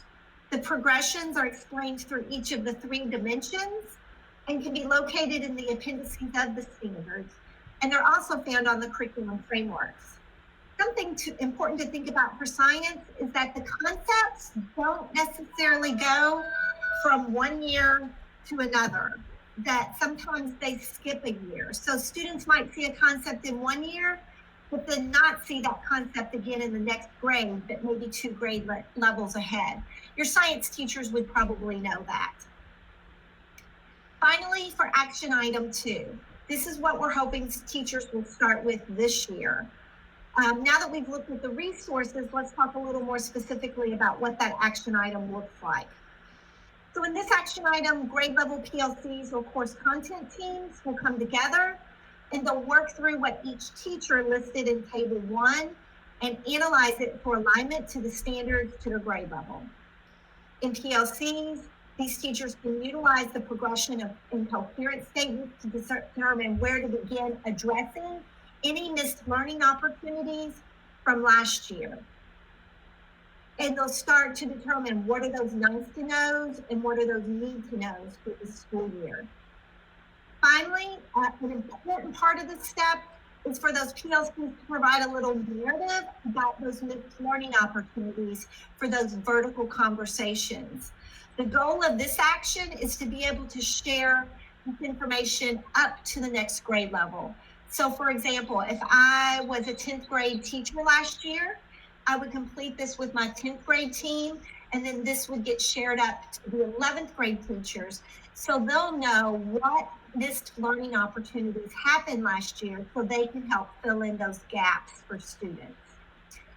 Now Lacey's going to talk to you about action item 3, which is the next step. So action item 3 is about taking all that work that Jenny talked about in action items 1 and 2 and finally being able to consolidate it and then develop an adjusted instructional plan for this upcoming school year. So this table represents what must go in to that instructional plan to address those learning gaps. So let's talk about the first two columns on this. In the first column, this is a list of the standards and your skills from those vertical conversations that you had. So like Jenny said, let's say I'm a third grade teacher. I'm going to take the information that was given to me through that vertical conversation with the second grade teacher of all of the unaddressed standards, and I'm essentially going to be able to copy, paste, and drop that into that column. Then I have this second column. The second column is, if I'm that third grade teacher, what are my third grade standards that have to be taught this year? So these two columns combined will give me a great snapshot of those standards, concepts, and or skills from, again, if I'm a third grade teacher, from second and third grade that I've got to find some coherence between to use for my 2021 instructional plan. So that takes us to that bottom section. Once teachers have listed those standards, concepts, and or skills and any notes, they're ready to actually start making a plan in the bottom section. So some considerations and questions teachers should pay attention to are, where might those missing standards and or skills best fit in my year? Should there be front loading? Should there be standalone units? Or better yet, is there places for me to embed these into existing units? Or maybe it's some combination of the three. And then obviously, if we're adding to our curriculum plan, then we need to think about where can we tighten up our existing instructional plan to make time for those missed opportunities. Time's a hot commodity, right? And so some additional considerations to think about are, a tip and trick would be to create a master copy of Table 3 for that PLC content team. So this is where we're back to that horizontal conversation, put a thing on your bingo card, where the PLC and team are meeting together to make that instructional plan, which also means that there needs to be some PLC consensus around what content, concepts, and or skills should be placed in this table. And then, as we always should be considering, how can we integrate deeper learning opportunities and success skills into this instructional plan? So that is module 2 in a snapshot. That's the work that we see teachers working on right now. Now, once teachers have done this amazing job in their PLCs to create this instructional plan, they're ready, and they've entered school, or I'm going to put school in quotation marks, they've entered school and they've started to implement this instructional plan. So reentry has occurred. Now it's time to start thinking about responding to that reentry. And that's where this module 3 comes into play, where you'll discuss how teachers can use a variety of assessments to inform those instructional decisions. Those are going to play a critical role as we begin to embark on NTI 2.0. So linked in the slide deck, you're going to find resources from KDE for you to use with the teachers. They've done an amazing job at having a slide deck and a video to go with each piece and part of the responding to reentry. And so linked on this slide deck are the videos and the slide decks for each of those parts, as well as just a link to the KDE Academic Reentry website. It's an interesting site with some great additional resources that you might want to explore. Lacey, we do have a question in the chat as to how they can have access to this presentation. So I believe I saw Susan say in an earlier presentation that we would be sending PowerPoints or slide decks, whatever we call these things now, out to assistant soups to send out to principals, but I don't want to misspeak. So I will double check with Susan to ensure that that is the plan. But I guarantee we will get them in your hands ASAP. Are we good? Any other questions? No, I think we're good. Thank you. All right. Thanks, friend. All right, so I'm going to pass it on to Jenny to bring us home. All right, so we are here to support you during the school year doing this work. We'll continue to provide professional learning opportunities for implementation of this plan and for teachers as they plan, however, for students in the school year. We have our academic instructional coaches. We'll continue to support them and provide professional learning opportunities for them so they can support you in your school. And we'll also have content-specific professional learning opportunities throughout this year as well. As a leader, you need to think about some coherence considerations in this work and making some structures up front. While you know what to do for these modules, there are a lot of considerations and decisions that should be made beforehand to make the process clear and coherent for teachers. So as leaders in your school, you'll want to identify those folks who may provide support to those content teams and help them work through the process. You might identify specific teams to lead and guide the work. It might be AICs, it might be department chairs, PLC leads, or assistant principals, whoever you want to lead and guide the work of teachers. Thinking about what that space is. Last spring, we weren't sure if it was going to be virtual or in person, but we now know we have to work through this virtual digital platform.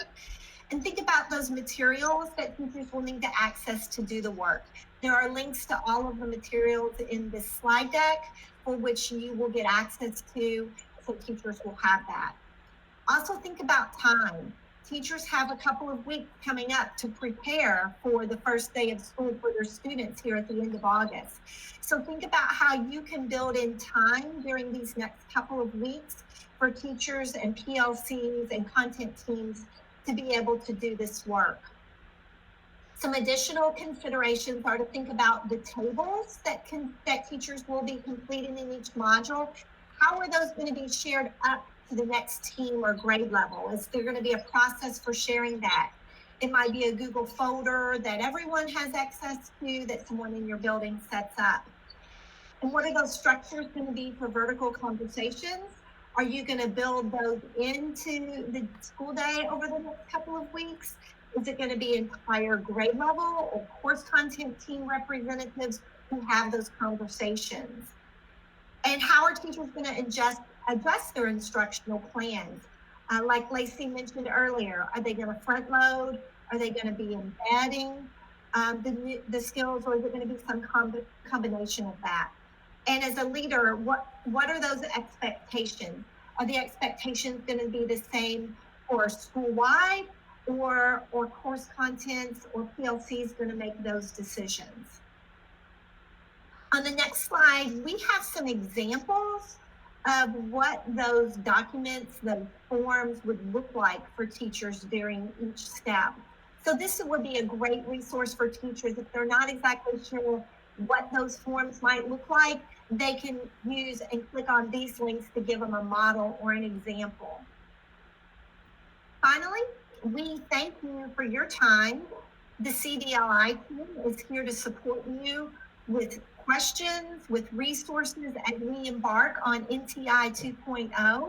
Do not hesitate to reach out to us if you have questions or need support in your building. We're happy to help in any way that we can. Do we have some more questions? Oh, all right. Well, it doesn't look like we have any questions right now, but lots of shout outs to you saying thank you, and we appreciate it. Yeah, we were thrilled to do it. We're here to help as we all take this crazy ride. Yeah. We're going to let some of those people in there, Jenny, and ask any questions if they have any, because I'm sure they're probably thinking and digesting some of the things that you said. But I know that Tia Williams made a great point of how do I get that, or these slides, and we will make sure that you get these in to you and ready for you to have soon. So don't hesitate or to worry that you're not going to have access to them. So absolutely. All right, until we meet again. Yes. Thank you, ladies. Right. Thank you. Thank you. Susan says, you make everybody proud from the CDL department. So we do appreciate all the hard work that you guys do.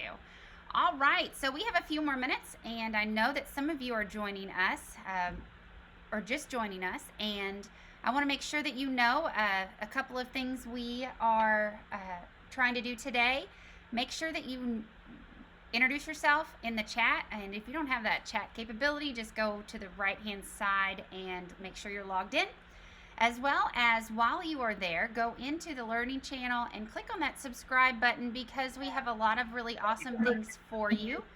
We have a whole list of playlists that you can have that will be our parent guardian playlist, and then we will have content and panel discussions, as well as what we have going on today is on demand. So you'll just be able to see that here in the videos after this live event comes to an end, and then we will be back after our ending. So up next, we do have NTI 2.0 grading plan, and of course we have our amazing more of our support teams, Maddie Shepard and Joe McKim. How are you, ladies? We're well, thank you. Happy Friday. Yay, happy Friday to you too. You too. I hope you guys are doing well and staying healthy. Yes, trying to anyway. Absolutely. So while we go into this, make sure that you tweet out anything that you want to celebrate about our teachers and your staff on JCPS Dig In with their digital innovation is what that stands for, and make sure that we can collaborate and shout out together on Twitter. We are a few minutes early, and I'm just going to remind you just to introduce yourself in the chat and let us know what school you're representing, and then also any questions that you have for these ladies in this panel. And gentlemen, excuse me, Alan, I left you out. I'm so sorry. We've got two partners in crime with us today. Yes. Allison Vitato will be joining us, as well as Alan Young. Yay, I apologize. I didn't mean to leave you out. How are you guys doing? No problem. Token male. No, not at all. Not at all. Hi, Allison. How are you? Hi. Good morning. Good morning. Good morning. All right. Well, I'll let you guys take it away, of course, and I will be here to support you if you need help with sharing your screen, as well as helping you with any questions in the chat. Sure. I will be sharing my screen, Elaine, and then all of us will kind of be NPR style tag teaming as we go through our content together. Awesome.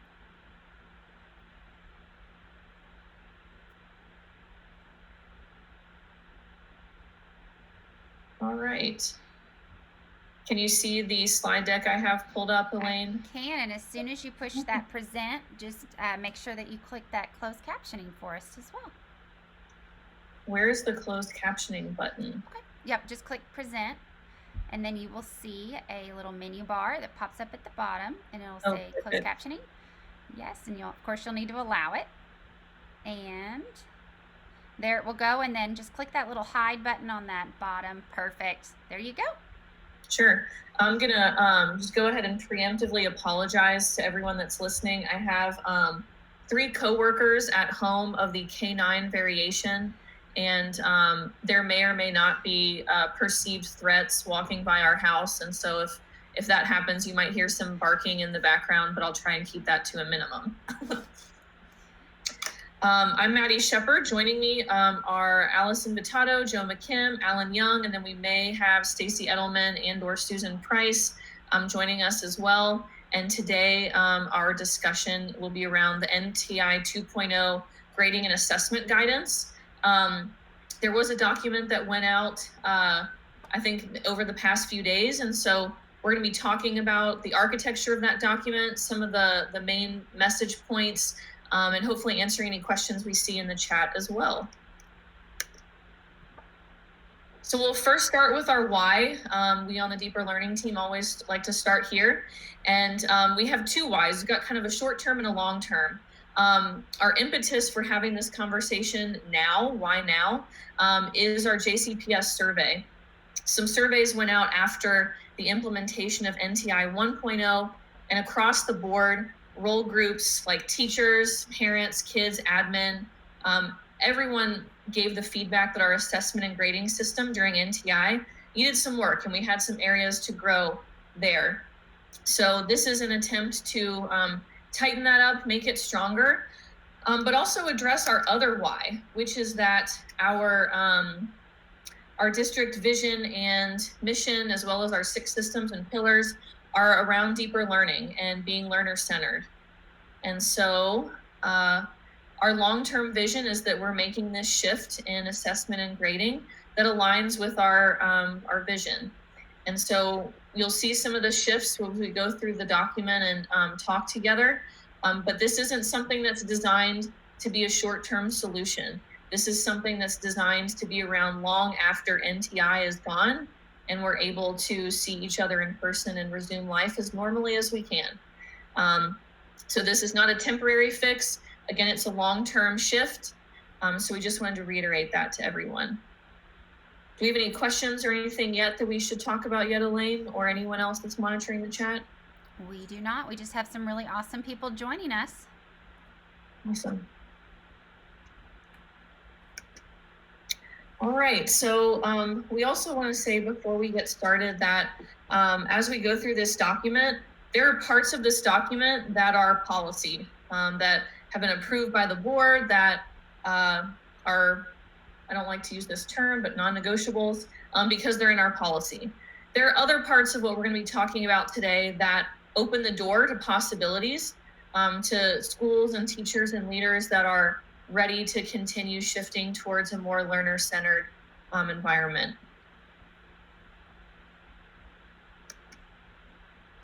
So again, the assessment and grading guidance document was shared probably in a variety of ways, but just in case you need it, it is linked in this slide deck. And I'm not sure we put it in the chat yet, but teammates, if we haven't, could we put this slide deck in the chat so that everyone has access to this as well as this particular embedded resource? Maddie, we also are right now currently hyperlinking all of these as well into the schedule, which is below on the resources in the description of this video. So you will be able to have that. And if you don't, links are kind of weird in the chat. So if you want to text it to me or something, I can make sure that I can get it as the admin of this one. So awesome. Thanks, Elaine. It sounds like we've got many pathways for folks to access this document. And if you have any further questions or have a problem with a link on the document or anything like that, please don't hesitate to reach out to Alan, Joe, or myself. We're happy to answer questions and talk with you about this. So we're going to kind of zoom into this document. Well, we don't see our screenshot here. The first part we're going to go over is the first part of the document that goes over the guiding principles and purposes. So the guiding principles and purposes, I'm just going to like zoom out here and see if we can see it this way. Just so folks can see what it is we're talking about. This is just the top of the document, the very first part. And we just wanted to highlight a few pieces of this. So the purpose of our assessment and grading system is to inform and improve learning, not rank, sort, or compare. We know that we're all tempted to do those last few things, but we really need to keep our focus on informing learners, families, and stakeholders on the state of learning, as well as informing learners in such a way that they might co-design their pathways with us to continue growing and improving their learning. Next, this is very much about equity. We know that our kids are at home in a variety of environments that they don't have control over and we don't have control over. So a renewed focus on equity in that we provide a variety of ways for learners to demonstrate their learning, and that we come at this from a strength-based place rather than being deficit-minded, which again, real talk, is really easy to do during this time to focus only on gaps. But if we shift that focus and start to think about strengths, building strengths and leveraging our strengths to address areas of growth, we're going to get closer to equity. Another big point of emphasis and principle of this document is assessing with rubrics. Standards-based rubrics and competency-based rubrics so that we're able to communicate via descriptive feedback, but we're also able to communicate where a learner might be on mastery of a standard or competency, rather than communicating compliance or participation or completion of tasks, which aren't always accurate reflections of a learner's growth or mastery. And so we're going to be talking a lot today about rubrics. And then at the end, we're going to be talking a lot about some supports that we're going to provide to teachers and leaders in developing those rubrics so we can make this shift. Another big purpose of this document is that we really want to emphasize what's important is that a learner shows something, and that a learner shows something is different than when a learner shows something. You know, we want to have as much flexibility within reason as possible in terms of how a learner demonstrates learning, but the fact that they are demonstrating learning is way more important than when a learner might demonstrate learning. And then finally, we'd really like to shift away from using zeros, because again, zeros aren't always accurate reflections of a learner's journey towards mastery, and start using standards-based and competency-based rubrics in order to communicate growth towards mastery. Co-pilots, teammates, anything to add before we move on to the next slide? Yeah, so hi, this is Jo McKim. I just thought I'd chime in a little bit on that last bullet point about shifting away from using zeros. Zeros oftentimes just indicate that a student is not participating. Perhaps they didn't turn an assignment in, they didn't follow a compliance piece, they didn't turn in their homework on time, things like that. So zeros don't always actually in any way connect back to our standards, our skills, our competencies. So instead, we'd rather see, here's a descriptive way of telling students how they are progressing towards those standards and skills. And so instead of a zero, they might get a, you haven't mastered this skill or this standard yet. You haven't shown me that you've mastered it. Here's what I need to see from you. And they would get that descriptive feedback that's very detailed about their growth and their performance towards reaching that mastery, rather than just a zero. Not too bad you didn't do it. So I think it's really important that we keep that in mind when we're thinking about those zeros and how we shift away from them.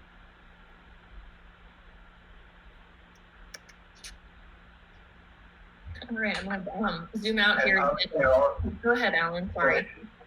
Yeah, just simply was going to say as well is those zeros and the kind of percentage-based ways that we have been doing grades for decades and decades are often put in there in order to have a way of making so you can rank, sort, or label how fast or when kids knew things to not when they knew things, or not when they could show things. And so that ranking, sorting, label feature, of course, and the zero provides a huge problem with regard to showing whether or not someone has demonstrated something with regard to a certain skill or a standard or mastery of something. It's usually for something else, and it has a really detrimental effect on grades itself. So that's why we just, whether you switch fully to mastery and standards-based grading or you still do some percentage-based grading, the main thing is that the zero itself can really give a misrepresentation of what a student can do. The next piece is our grading categories table.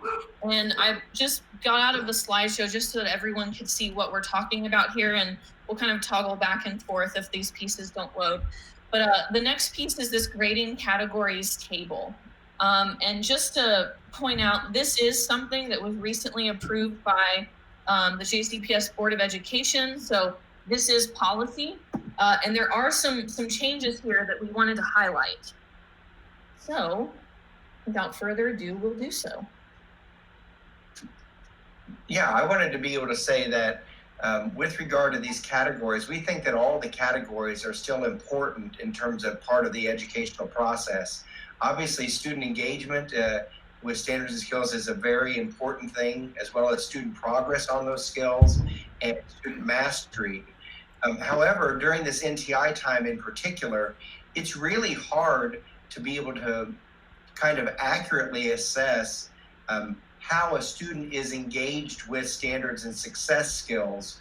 And because of the idea of the synchronous and asynchronous learning and all of the different kinds of things going on, and also equity issues in terms of whether we can even witness something with regard to a kid's bandwidth in terms of participation or group work or class discussion. We still want this to be an area of focus, but we think it should be something where it's communicated more through descriptive feedback as to how they're doing with student engagement versus having it be a percentage part of the grade. And that's why that category is still there. We still want that notion of presence there and engagement there. It's no longer really a physical presence, but really a kind of academic presence or a presence of engagement with the work. But that's hard to do. So we hope that you'll be able to make some kinds of notes and capture some of that so that you can, kind of describe that out versus have it count as a percentage part of the grade. When you drop down to two categories, then of course it obviously means something for the percentages part. And the district has simply landed on, let's give kids credit for progress as well as for what their actual eventual mastery is on a particular or in particular classes and courses. So it's where it's a 50-50 split with regard to student progress towards standards and success skills versus student mastery. Again, the thing I'd like to harken back to is the notion that if we grade this way with a more mastery-based focus, it won't be, I think, hopefully, that all kids had to show the same mastery at the same time, and rather, when they show the mastery to the highest level that they can, that's what we will accept with regard to the mastery of standards and success skills, and then also noting their progress from where they started. So just some things to point out in summary here. We're going from 3 categories in IC in terms of the total academic grade to 2. And those 2 categories are progress and mastery. And again, that's because the SPP&G committee, made up of teachers and leaders across the district, felt that the 3rd category, engagement, wasn't always reflective of a learner's growth or journey towards mastery. Not that that's not important, and not that teachers won't look at that and take data on that, but it will no longer be reported in the academic grade. Which leads us to our next point, which is just to reiterate that a teacher's own progress monitoring system that they use to make instructional decisions is different than what we report out to families and stakeholders. And thirdly, the engagement piece is something that we will communicate feedback through, but the feedback will be communicated through descriptive feedback, no longer a part of that academic grade. And like everyone said, that engagement piece is more about engagement with the work and engagement towards learning rather than a measure of physical presence. And that could be communicated out, on your descriptive comments when you give, report cards and so forth. Those comments, that's a place where you can communicate out about the student's engagement with the work.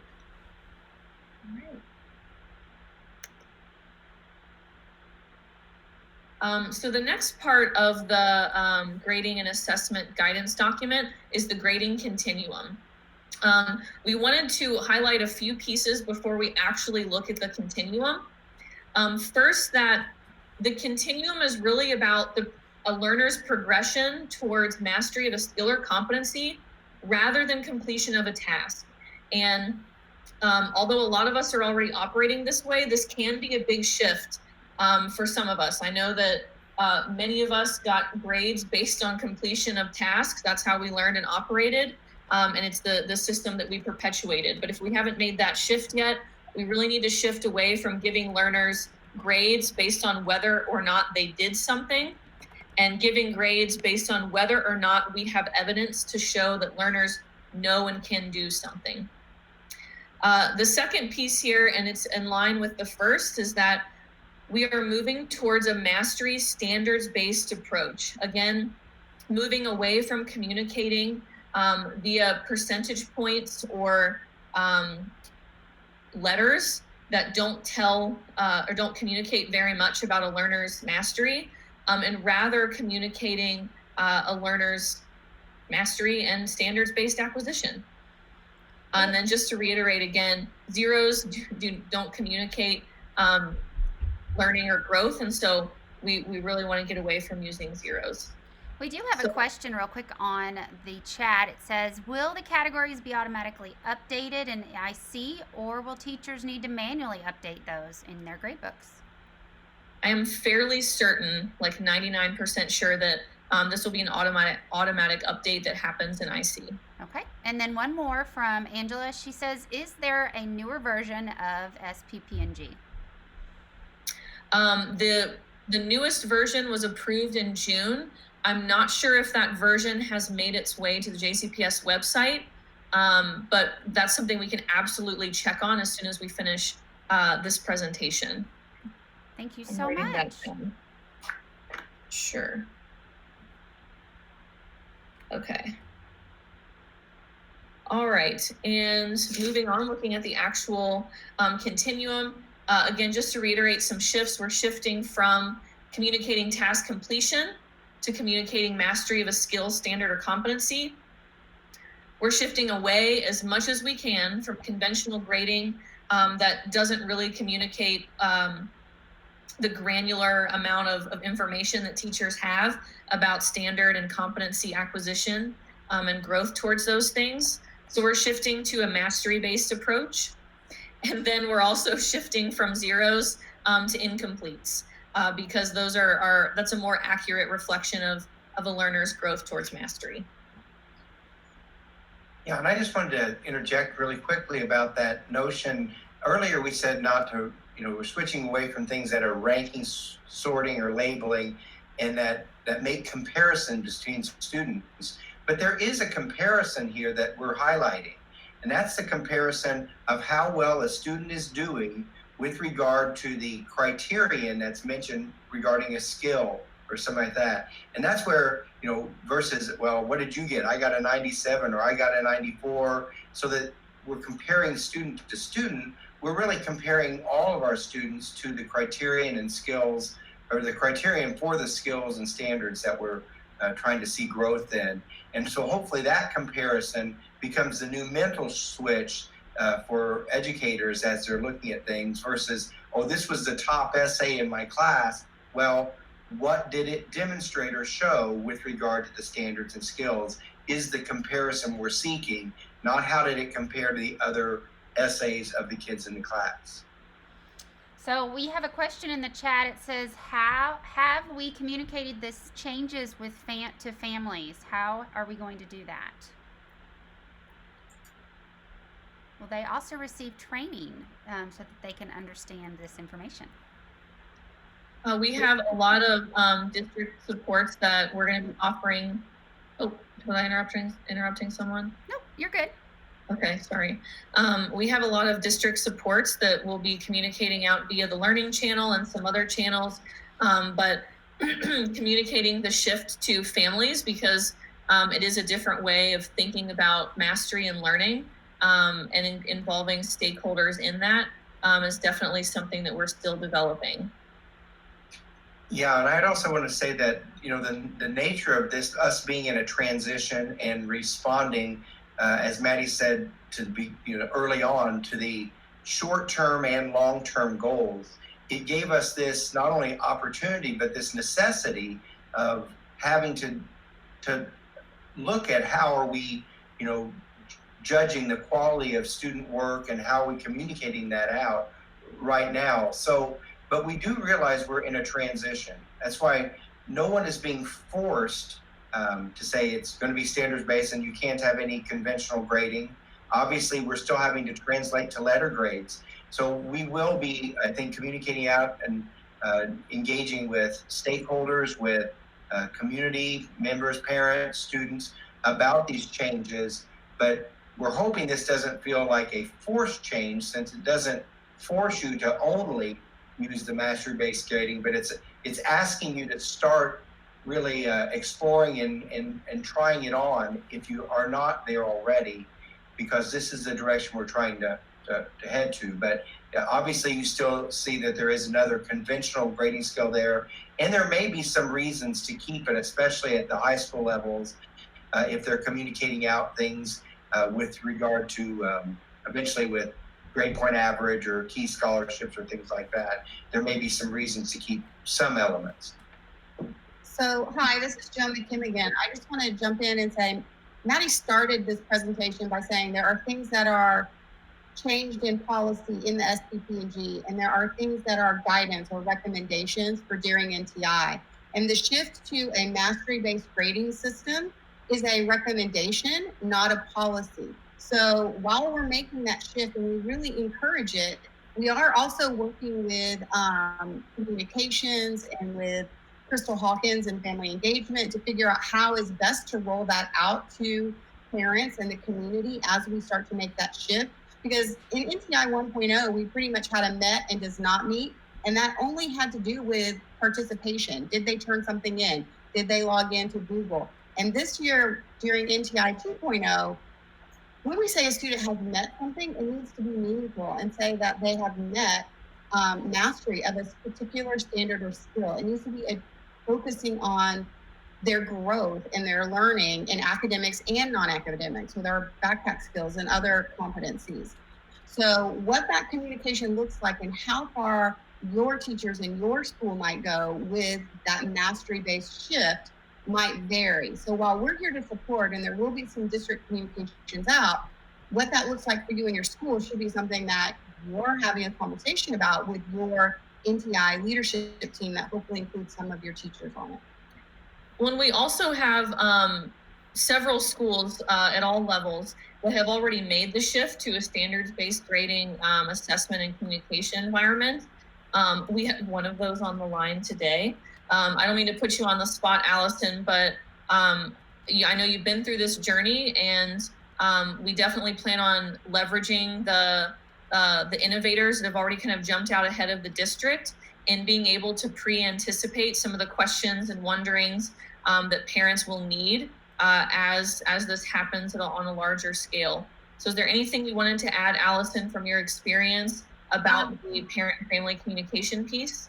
Sure, and I want to speak to for the principal perspective about the SPP&G. I just want to make sure that we're really clear that the grading policy that Maddie has been showing you is the NTI grading policy, and it is a modified version of what you will see in the approved SPP&G for this school year. It was modified based on the feedback that we got from NTI 1.0, and then also on our goals and the way we are going to be doing things during NTI 2.0. Although we will be considering some of the changes that we've made for this in an ongoing fashion. Right now in the SPP&G, you will still see the 3 categories. You will still, have the flexibility for assigning different grade categories, different percentages. But during NTI, the approved board policy is basically an amendment to the SPP&G, which is what we're sharing with you today and what has been sent out. So I just want to be really clear about that as well. But as far as standards-based grading, I've been implementing versions of standards-based grading in the entire 11 years that I have been a principal. The feedback that I've gotten from parents is that they really appreciate the specificity of what that looks like. For an example, knowing exactly what makes an A an A. What exactly is my student very good at? What do they still need support with?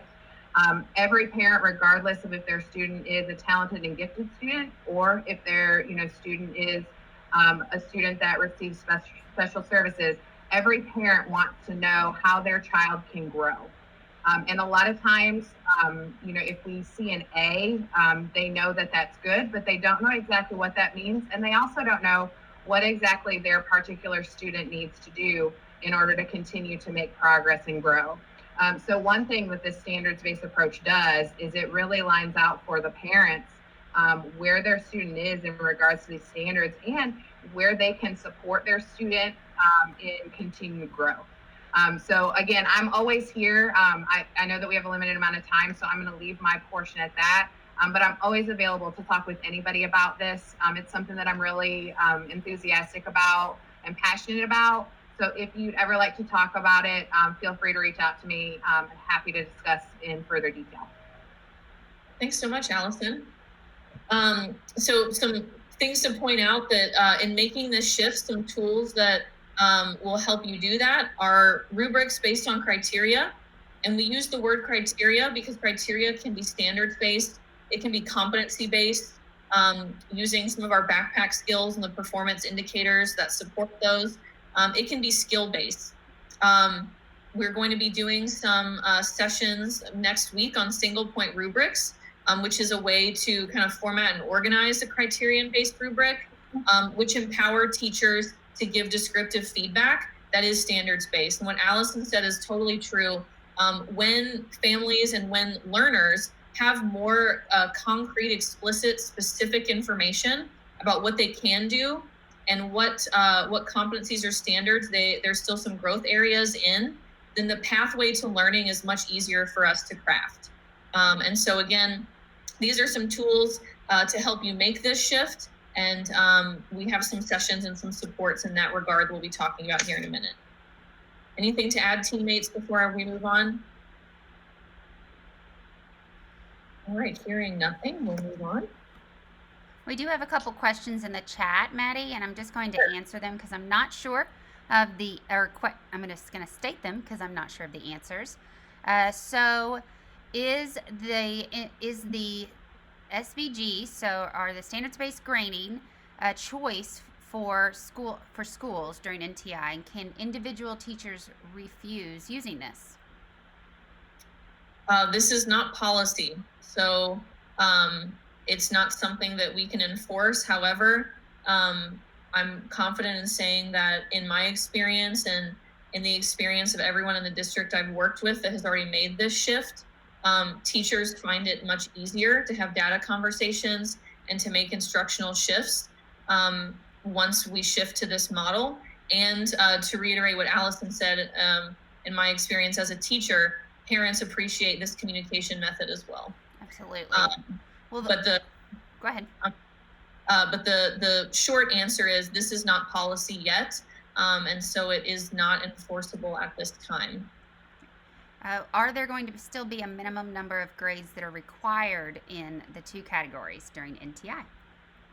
Yes, Elaine. I think Maddie's going to talk about that on the next slide, but our JCPS JCTA collective bargained agreement has language around requirement of inputting grades. And so, Maddie, if you want to move on to that next slide and talk a little bit about that in answer to that question. Sure. So the first bullet on this slide addresses that question. And this is this piece has not been changed. And so it remains the same today as it was, 3 months or a year ago. And that language is still in our contract. So there are requirements, and they're the same requirements that have been in place. I'm going to back up just a little bit and talk about the emphasis on flexibility. Joe, you want to take this one? Sure. So part of our district vision for the last few years has been around deeper learning. And as we've really moved into our 3 pillars and 6 systems, personalized learning is a large part of our systems and how we move forward with what we do in classrooms. And with personalized learning, we're looking at, if you will, turning the dials on how we do certain things in classrooms. And we're adjusting the path that students take to engage and access information. And we're adjusting the pace of how quickly or how slowly students are empowered to move through material. And with personalized learning, with NTI, and with a mastery-based approach to feedback, we're really dialing into that personalized learning approach and getting closer to our district vision of more deeper and personalized learning for students. Again, just to reiterate that the contractual piece is still in place, but other practices that we really want to promote, using descriptive feedback, making sure learners have agency in how they demonstrate learning, which is what Joe just talked about, in that the pathway to demonstrate learning is variable for each learner, and that we're shifting to a model where reporting is based on a learner's progress and achievement right now, rather than a mathematical average over time, which again is not always reflective of where a learner is at that particular point in time. I know that we, speaking of time, are low on time.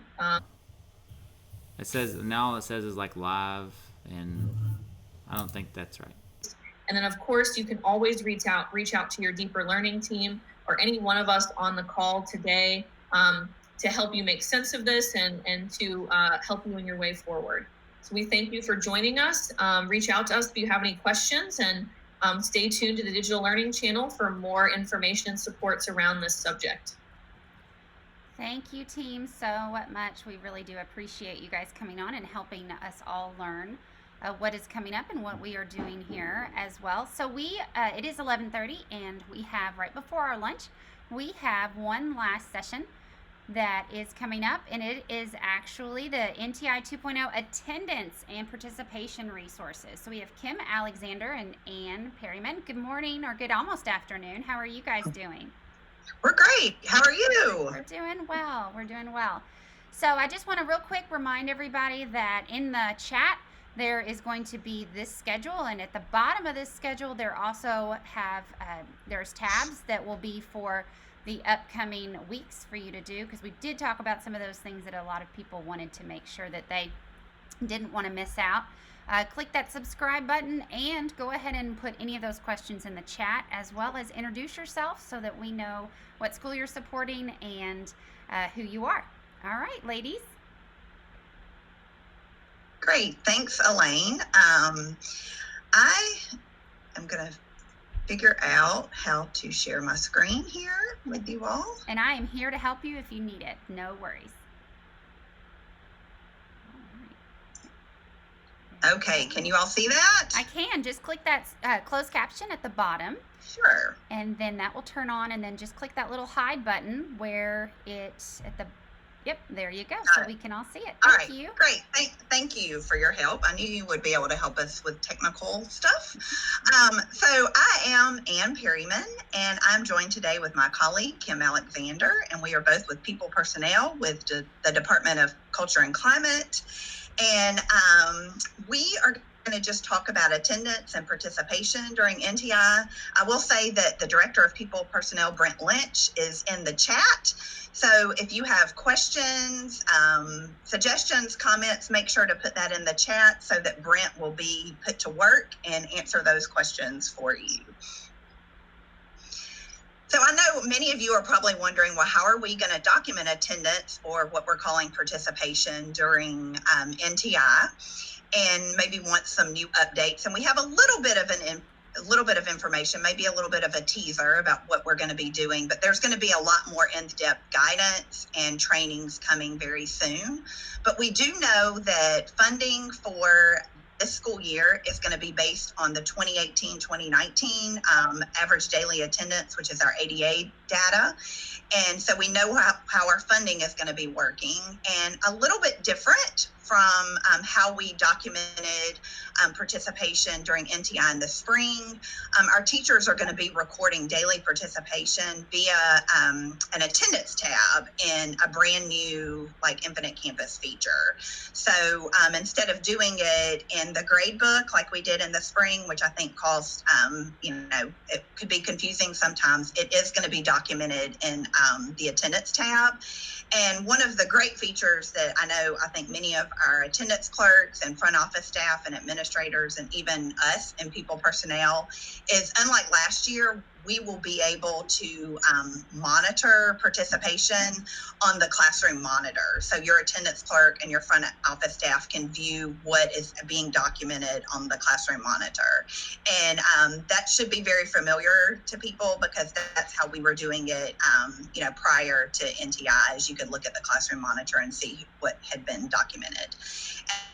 There's going to be more in-depth guidance coming out, what constitutes participation, very detailed instructions that Jenny Westerfield's going to put out for us on recording participation. And us at People Personnel, we're going to be here to support you with that and answer those questions. But it's going to be new to everybody, so we'll kind of be working on that together, but we will be here to support you.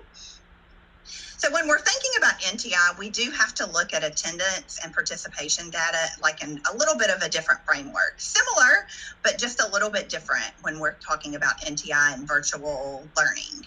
So we definitely are still going to monitor that lost learning time.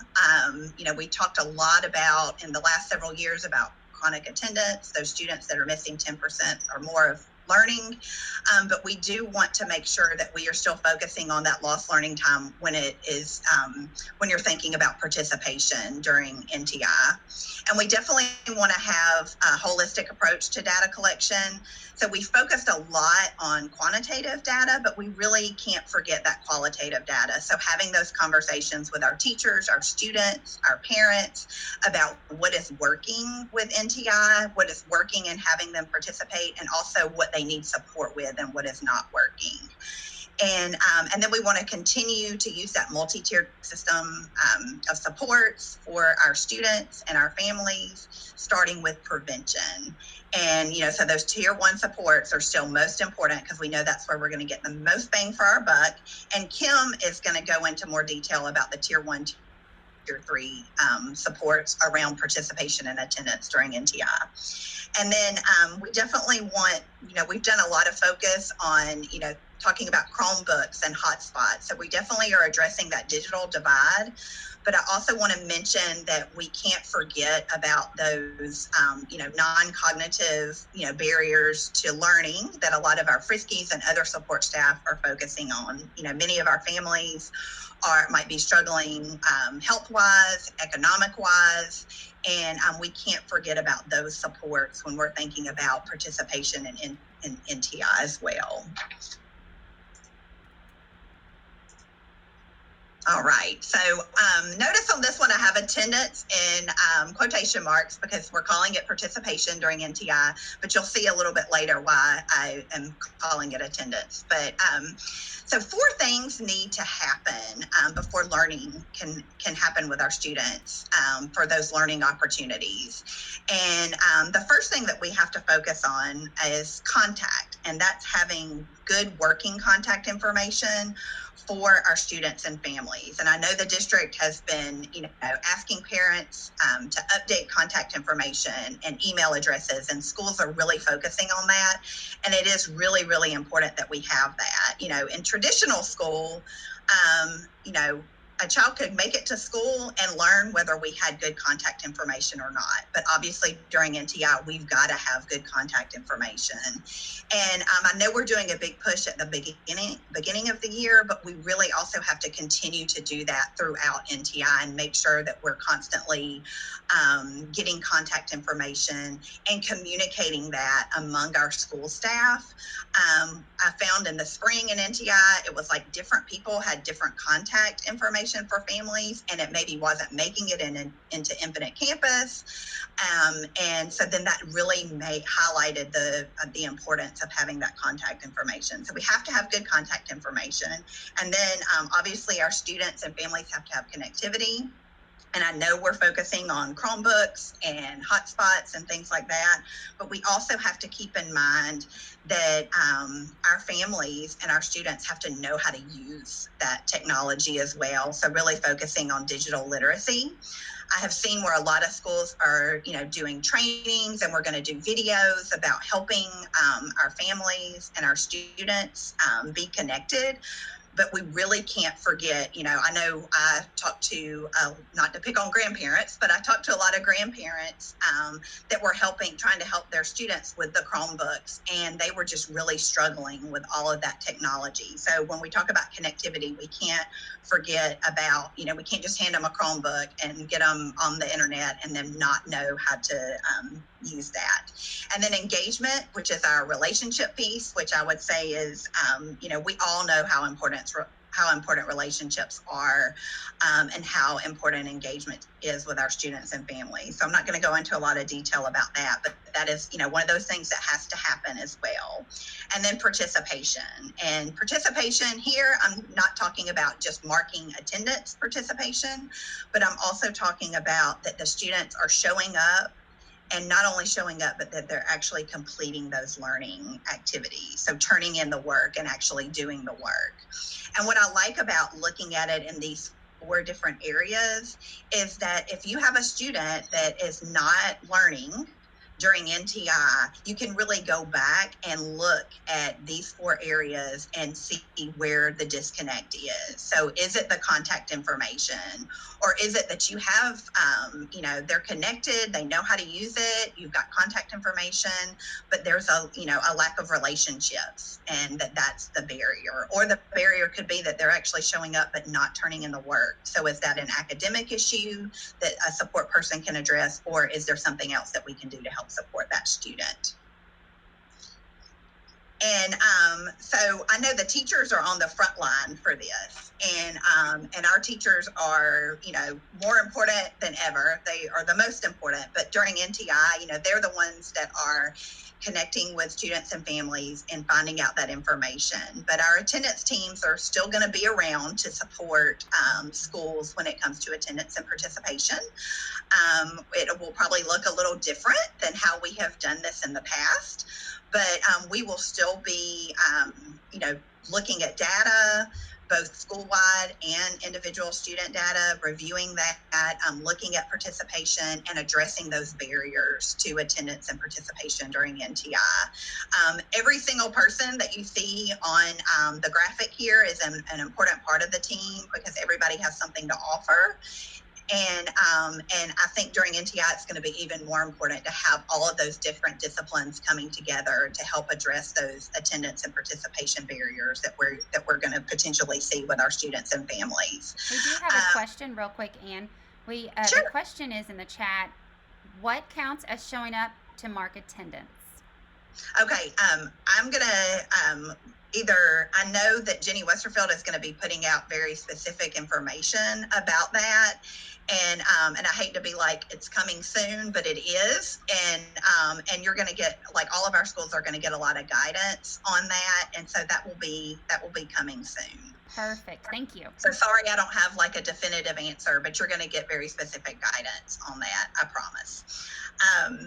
And then one of the things that I do want to mention is that your school social workers in elementary, and then your ADPPs in middle and high school, we're still going to be a part of helping support schools around attendance and participation. I know at the beginning of the school year, we are really going to be heavily focused on helping schools find those no-shows, or those students that you don't have contact information on, or those students that you can't get in touch with. So we are going to be there to, support you all throughout this process as well.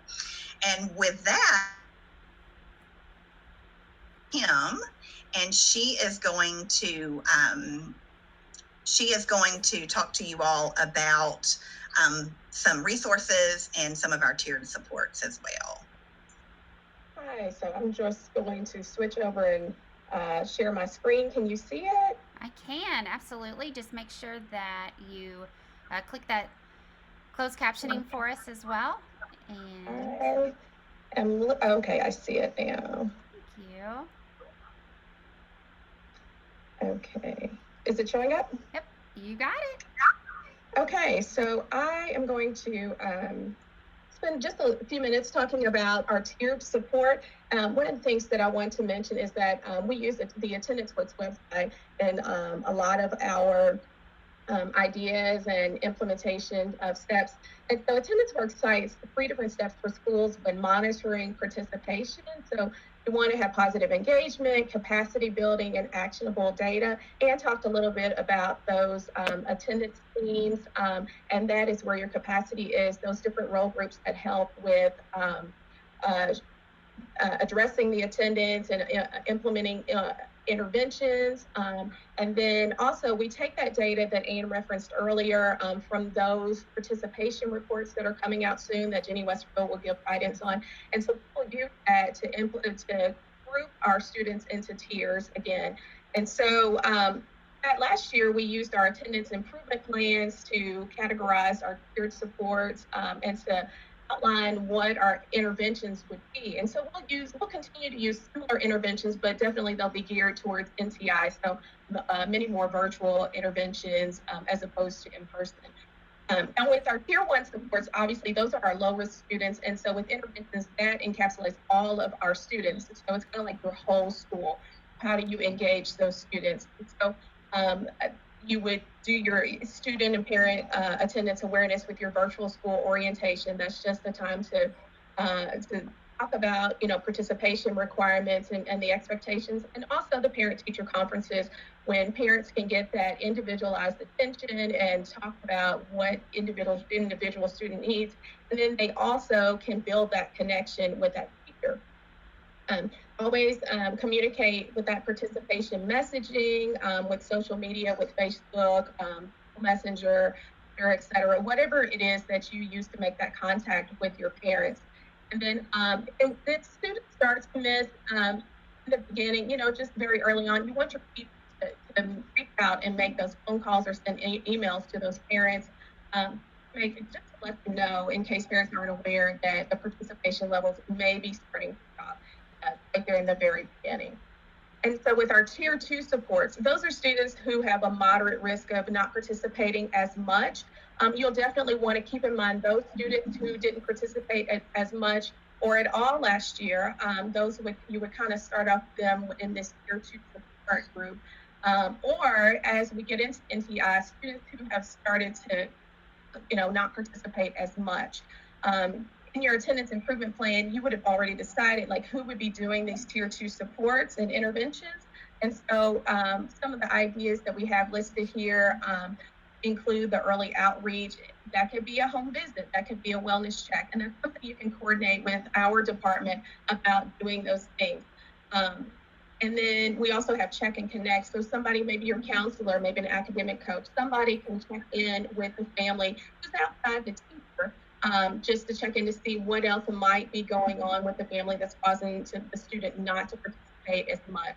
Lunch bunch online, just gathering a group of students together and they just meet and have lunch and it's more relaxed.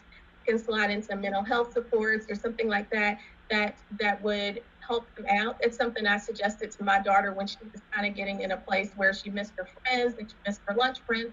And I just said, hey, go ahead, just make an appointment with your friends and then you guys can sit down and not sit together, but sit online and chat. So that's something that I think would be beneficial for those students who are feeling a little bit disconnected. Always those student conferences or school-based mentoring. And then we can also make those referrals still to school and community partner agencies to help out with families that may be experiencing some difficulty. And then for our most at-risk students, we want to offer those tier 3 supports, and the district goes along and hand in hand with you all with these supports. You never want to stop that referral to pupil personnel. The school shouldn't stop intervening and connecting with the students. It's still a partnership. So tier 3, though, intensifies the support to the students who experience multiple barriers to regular participation. So it requires that collaboration between schools and community and or government partners. So what we want to do, we still are offering our family engagement meetings as we did before with 7 County Services, with CPS, where we come together. We'll do those virtually with families. And then your ADPP or your school social worker, we still have access to Child Protective Services workers and STAR Court designated workers. So if students have been involved or are currently involved with CPS, reach out to those workers and connect with them and maybe find out what else is going on, as well as designated workers if the student is last year is currently in truancy status. Again, more home visits and wellness checks if we just can't find them anywhere. They're not reaching out to us through email or text. They're not responding. That's something else we can do. And also for our middle and high school students, there's also still like a truancy referral forward version. So we have some resources and references available to share with you. One of the things that we have from our pupil one of the things that we have from our pupil personnel is our pupil personnel backpack that we put together actually last year. And with the pupil personnel backpack, it's a link of many different documents related to attendance, and they're all grouped together. And then if you have other maybe attendance questions, there may be a link to a different department where you can find that information, or who's over that you can get that answer to that. So we have that linked in there in our presentation. We also have, and this is new for this year, is our JCPS school and community resources. And so our department put together just a group of resources together in one place as we come across those. And we just like to add that in here. You can jump on, you can share it with parents or family resource coordinators or youth service coordinators.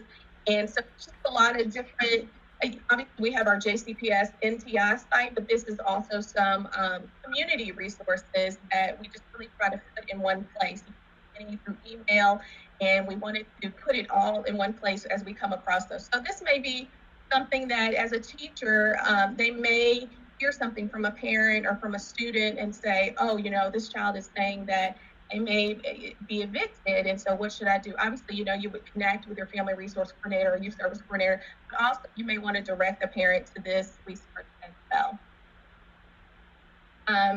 Attendance Works also has this really great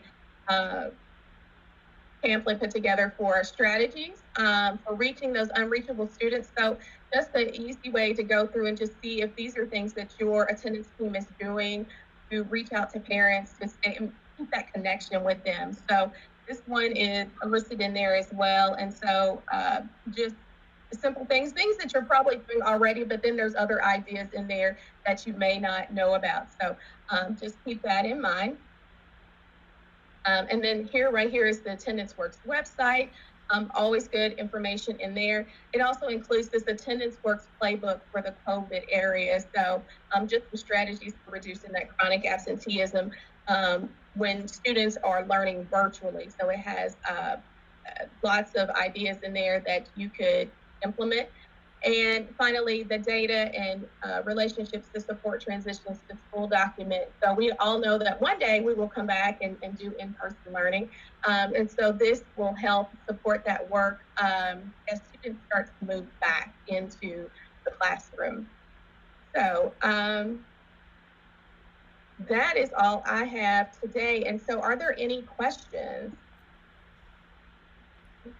Well, it seems that Brent has really been working hard on answering those questions in the chat, which is great. So that's why collaboration is awesome. So no, I don't have any. Do you have anything, Anne, that you saw and I missed out on?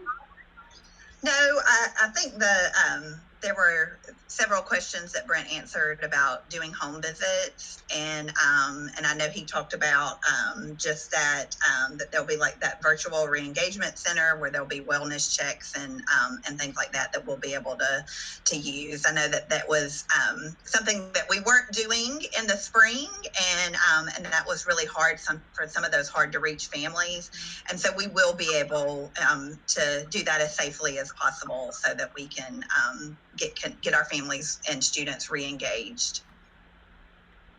Absolutely. And then in the slides, all of our contact information is in there as well. So if anybody wants to reach out to Kim or I, we've got our contact information in there if people have other questions about any of the resources or anything else that we can do to support. Thank you, ladies. We appreciate it. Thank you, Brent, too. We also appreciate you being in the chat and helping answer any of those questions anyone has. So as we just go forward, we are going to take a short break here at 11:30 to 12. And let's see. And so, excuse me, 11:30. Well, 12. It's almost 12. Goodness, it's kind of gets a little fast on me. And then right after this, after we come back at 12:30, you will actually be able to join us for Family Communication Resources with Renee Murphy and Crystal Hawkins. And we are going to enjoy listening and learning from them as well. While we're on this schedule, I'm going to make sure that you understand all of these hyperlinks will be hyperlinked to the presentations that panel was able to share with you. And of course, there's other hyperlinks embedded into those. And as we gather these other presentations that are not linked, you will find those on this schedule. So this schedule also is living. So next week we have lots of other presentations that are happening, and you'll just go to the tabs at the bottom and you will be able to see what is coming up as well for those. While we are here and we've got just a few more minutes, I just want to make sure that when you go onto the Digital Learning channel that you click that subscribe button, because then you don't have to search and find the next live link, as well as you will be able to see and have easy access to all of our playlists, which are a plethora, as well as we're going to have playlists for parents too, for you to share those. So it is a few minutes early, and I don't think I have any other questions on the chat. But we hope to see you back here at 12:30. So grab a little short lunch and take a little walk outside, and then we will see you back here in a little bit. Thank you, guys.